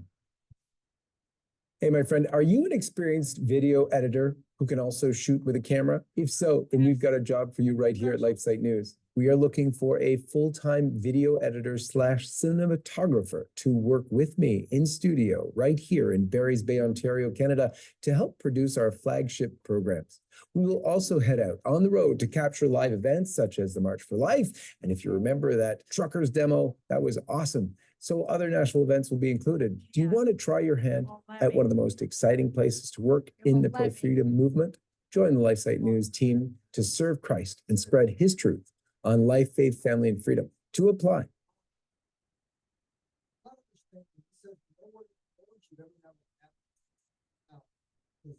Was he talking about specifically when people are declared brain dead, or when people normally go for an apnea test, they go overnight? When they're declared brain dead. In that instance, but when, Correct. right, but when people go overnight and they do, That's not an apnea test, that's a sleep study. okay, so that's a different thing. right? Totally different thing. Okay, That's a sleep study to see if you have sleep apnea. okay. But the apnea test is what they have determined Yeah. to be whether or not you're brain dead. But when they take away your oxygen for 10 minutes, you will be, You will be dead. your brain will swell. And you won't be dead. It's just your brain will Yeah, swell going to, and other organs will be damaged because of the acid that builds up and the oxidation that builds up in the brain. Yeah. Simply email your resume, demo reel, and cover letter to resumes@lifesitenews.com. Wages are competitive and relocation package is included. May God bless you, and I hope to see you on the LifeSite News team. One of the counters I've heard to the argument for why, because this is so miraculous, isn't it good? Because doctors are able to do this thing, isn't it moral because they're able to? It's been compared to me before to in vitro fertilization. Seems miraculous, seems like you have life in conception where there couldn't be. And yet it is, while being a fantastical type of thing, is completely immoral. It's outside of God's plan for procreation. And so similarly, even though it does seem rather miraculous what they can do, what science is advanced to, what physicians can do, surgeons can do, it's still immoral. This is not real death, it's brain death, a category created so that they could do these things. You know, even though it's quote unquote helping people, where some people get help, they are helped, but also they have to take these anti-rejection drugs, which costs a lot. But imagine too, I mean, you can help poor people by stealing from other people, robbing them or whatever, but that doesn't make it right either. So the morality here is not a case of morality because you can do this seemingly wonderful thing. That doesn't make it moral. Let's talk for a little bit about what happens with brain death and after the fact. We've had these designations where people have been on the list to go for brain death, but then woken up out of their designation, but prior to extraction surgery, which would have killed them for sure.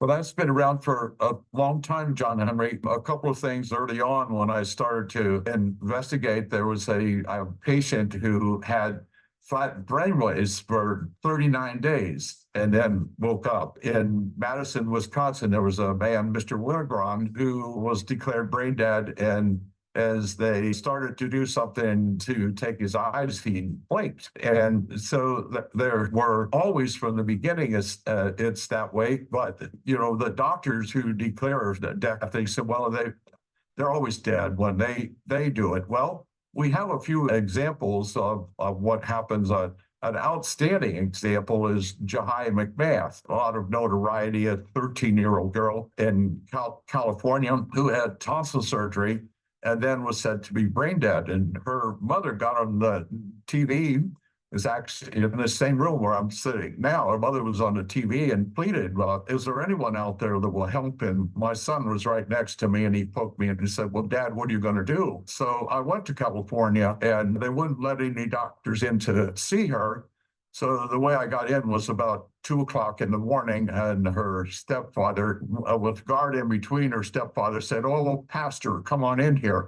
That's how I get in to see her. They wouldn't call her by name. They referred to her as a dead body. They gave her no nutrition for a month, no nutrition. And so we got involved, and she was deficient in thyroid, and we found a way to give her that and get her started on that while she was still in California to get out of that hospital. Incidentally, she had a death certificate in California.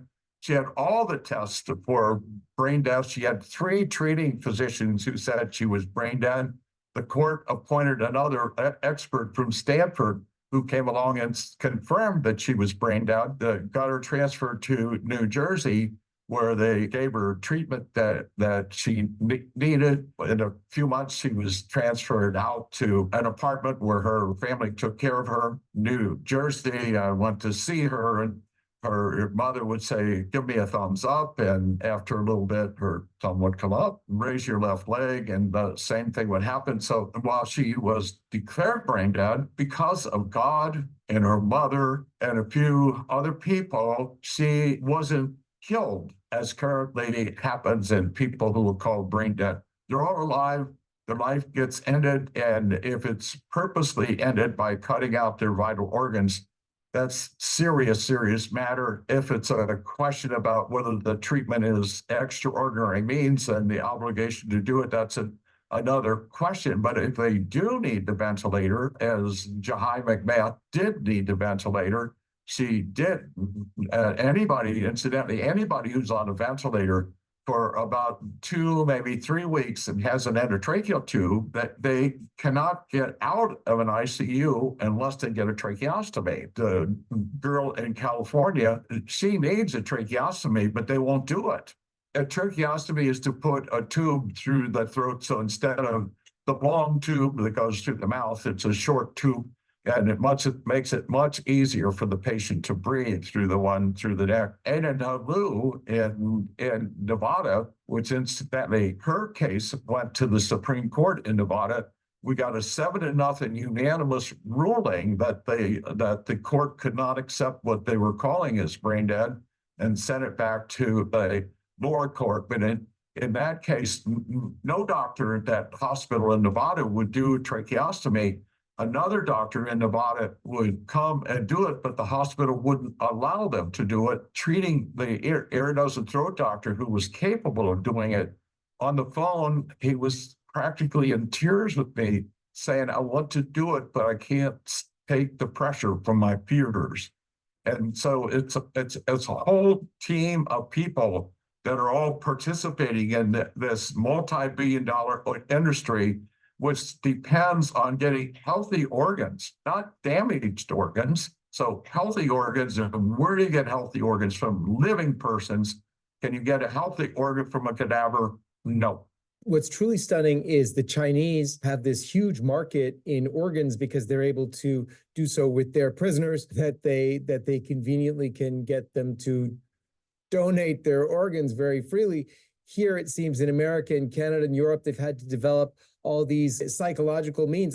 You put the whole country under a scientific and moral and basically propaganda to be able to engage in this industry, this multi-billion-dollar industry. Absolutely stunning. But this has personal implications for people, because one of the things that they're confronted with, the first and foremost, is for most people on their driver's licenses, when they get their driver's license, they're asked to sign consent for organ donation. How's that going today? Want to be an organ donor, and they don't give them any information. On the spur of the moment, then I really think that people feel like, well, if I'm dead, take my organs, that kind of thing. And so they say yes to that. But signing that organ donor permit at the license bureau, that gives license to the transplant surgeon to kill you. No one should be saying yes at the license bureau. Everyone should be saying no. At least gather some information before you do that. In medicine, the distributing of information and giving information enough to make a decision, we call that informed consent. And so a person has to have information in order to consent or decline.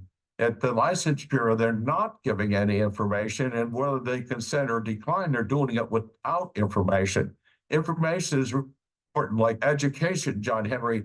But in order for me to educate, I am dependent on people like you to disseminate the information. There are other organizations that are very active, even organizations that have, as far as people know, good reputations, that have been supportive of brain death and organ transplant, still supportive of it. And so it's the law is such that it's not a good law, can be declared dead when you're alive.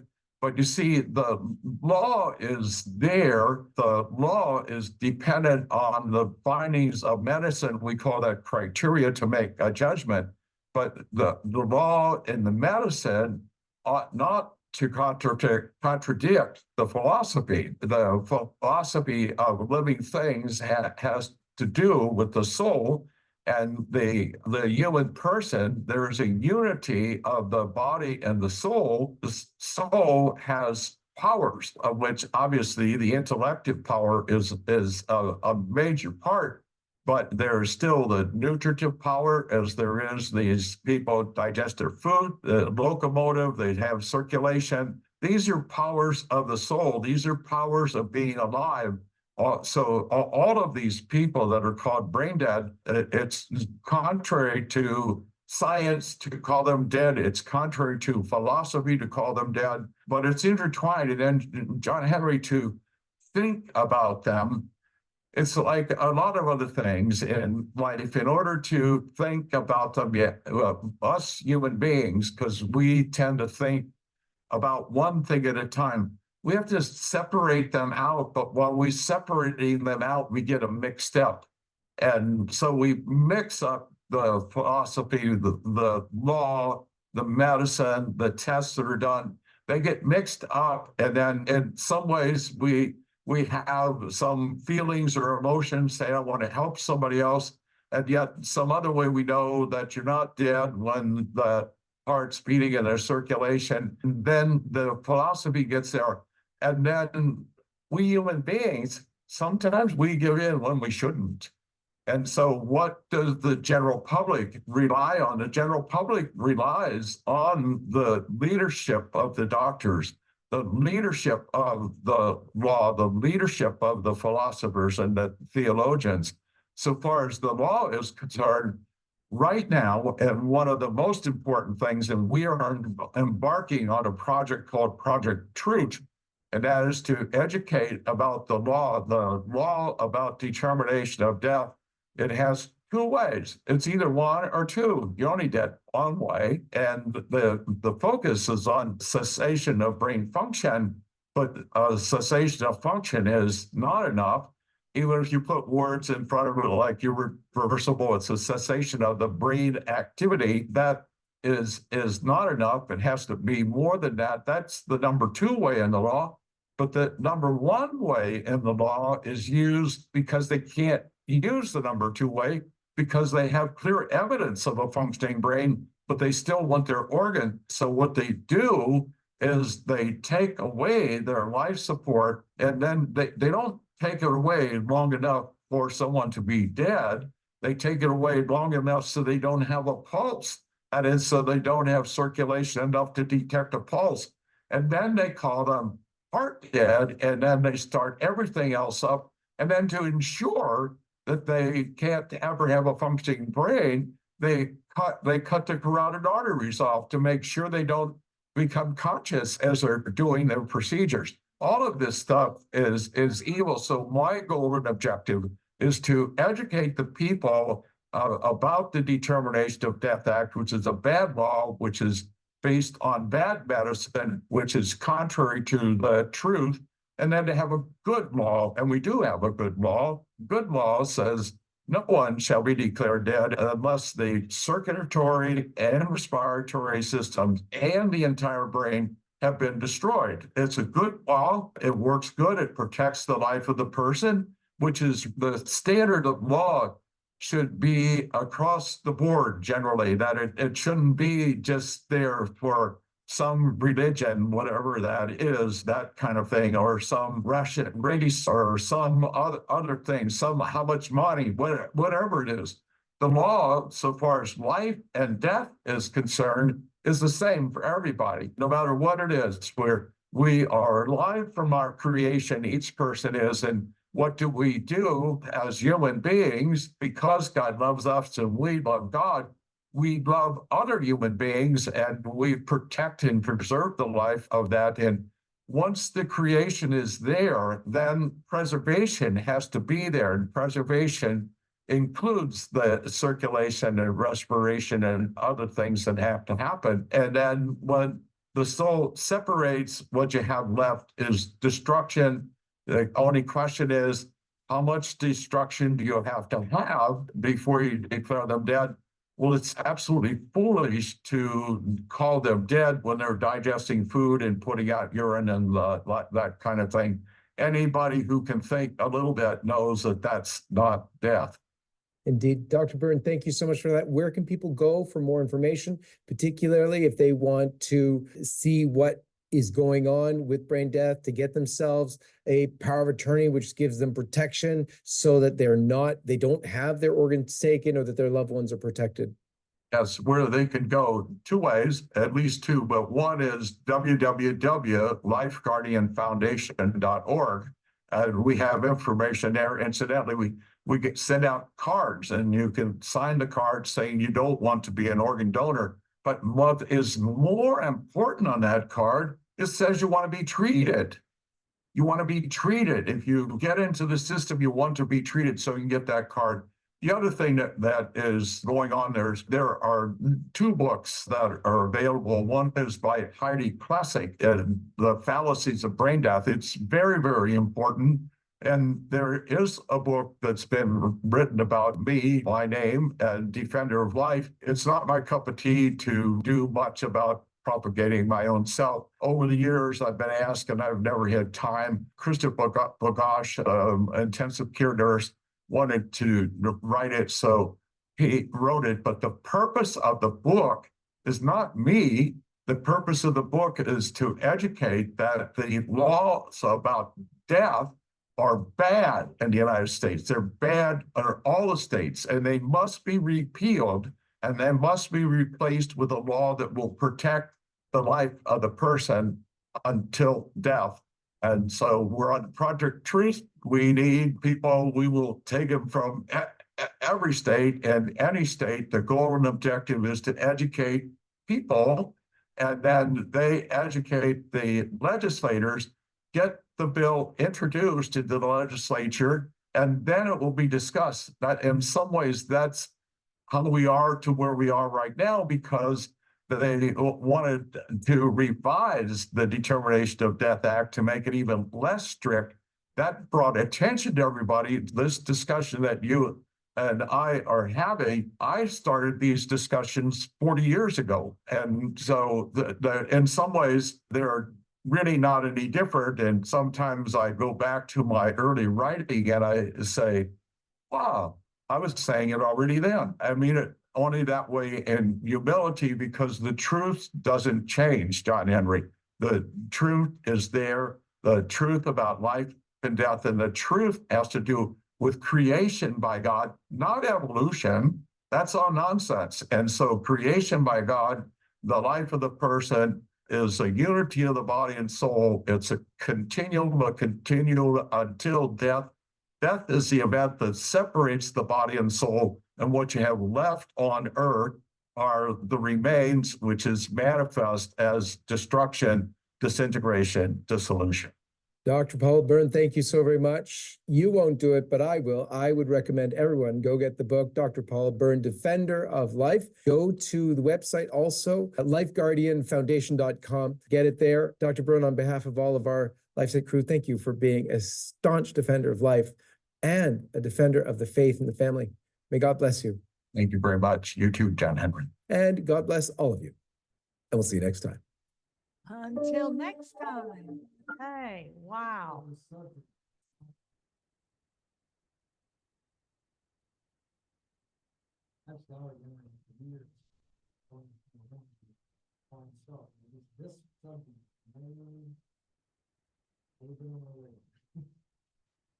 Well, the Lord told me it was brought up 3 times. Boom, boom, boom to me to show this tonight. I mean, it's not by happenstance that the lady that cleaned our room in Jamaica came in and told us that. And then Epoch Times did an article on it. Where did you stay in Jamaica? Montego Bay. You probably stayed in one of the hotels that I used to stay in. Really? Oh, we were at the Secrets. It's a Hyatt exclusive, Yeah. all inclusive, right on the bay there. Oh my goodness, How far from the airport? 20 minutes. Yeah, 20 minutes. I could see the cruise ships that come in. I could see them. It's a kind of a peninsula that went around. It took us about 45 minutes, somewhere like that, because we went to the Luminous Lagoon. So we drove about 40-45 minute I know drive. about that, but I never got to go there because there was always business. Yeah, Luminous Lagoon, that was interesting. swim in the water, it's got this plankton that this salt water comes in with fresh water. And this plankton lives there, and you get in and move around, and it glows around you. The people there are very wonderful. Most of them are Christians, most of them are believers. I did learn, was taking a look at Bob Marley, which put Jamaica on the map with his reggae music, but he was a Rastafarian. And a Rastafarian is a cult. And, their theme in Jamaica is his song, One Love, One Heart, Let's Get Together, It'll Be All Right. And it's because he wanted to make the Rastafarian music famous, but he was hired by the Democratic Socialist Party to promote socialism. So in his music, he promoted socialism, and he promoted it through music, and it was voting or pushing for the freedom of cannabis and all of that stuff. And so he was born in the Catholic faith, and then he was converted into Rastafarian, and then he got cancer. And the cancer was in his big toe, underneath the nail of his big toe. Yes. What's it called? It's deadly. Yeah, but it's a kind of melanoma that's deadly. So he opted not, they wanted to remove the toe, but he opted not to, and he had the nail removed, and they cut down in it, but it wasn't enough. And so, he ended up, collapsing in Miami, but he connected with Ethiopian Christians, Orthodox Christians there, and he converted to the Ethiopian Orthodox Christian Church and was baptized before he died. And he died at 36. He was only 36. But that, you'll never hear that. You'll only hear how he worked for the Democratic Socialist Party and pushing, and their theme song is the socialist message. One love, one heart, let's all get together. It'll be all right. I like the He Beatles. did sort of buck the system of, like he's aware of the corruption in governments. I never really got into his music much, but some of his songs, it sounded like he was, and I think he was a flat earther. I think he would say things that were like. And maybe that's why they could use him, because he felt like maybe the democratic socialism was gonna fight against established government, but he learned that they're all the same in the end. What you just said reminds me of an old song, one of the people that are 60 and above, remember, let's get together, yeah, think of all we can do. The two ends on. No, not that one. No, maybe, I just, doesn't worry. You're not that old. Who did it? My goodness. Who did that song? Yeah. The one girl that played as a twin, what's her name? Oh, the Conquerors? No. Twins. It's, let's get Oh. Parent Trap, was it? Parent Trap. Parent Oh, Parent Trap. Lindsay Lohan?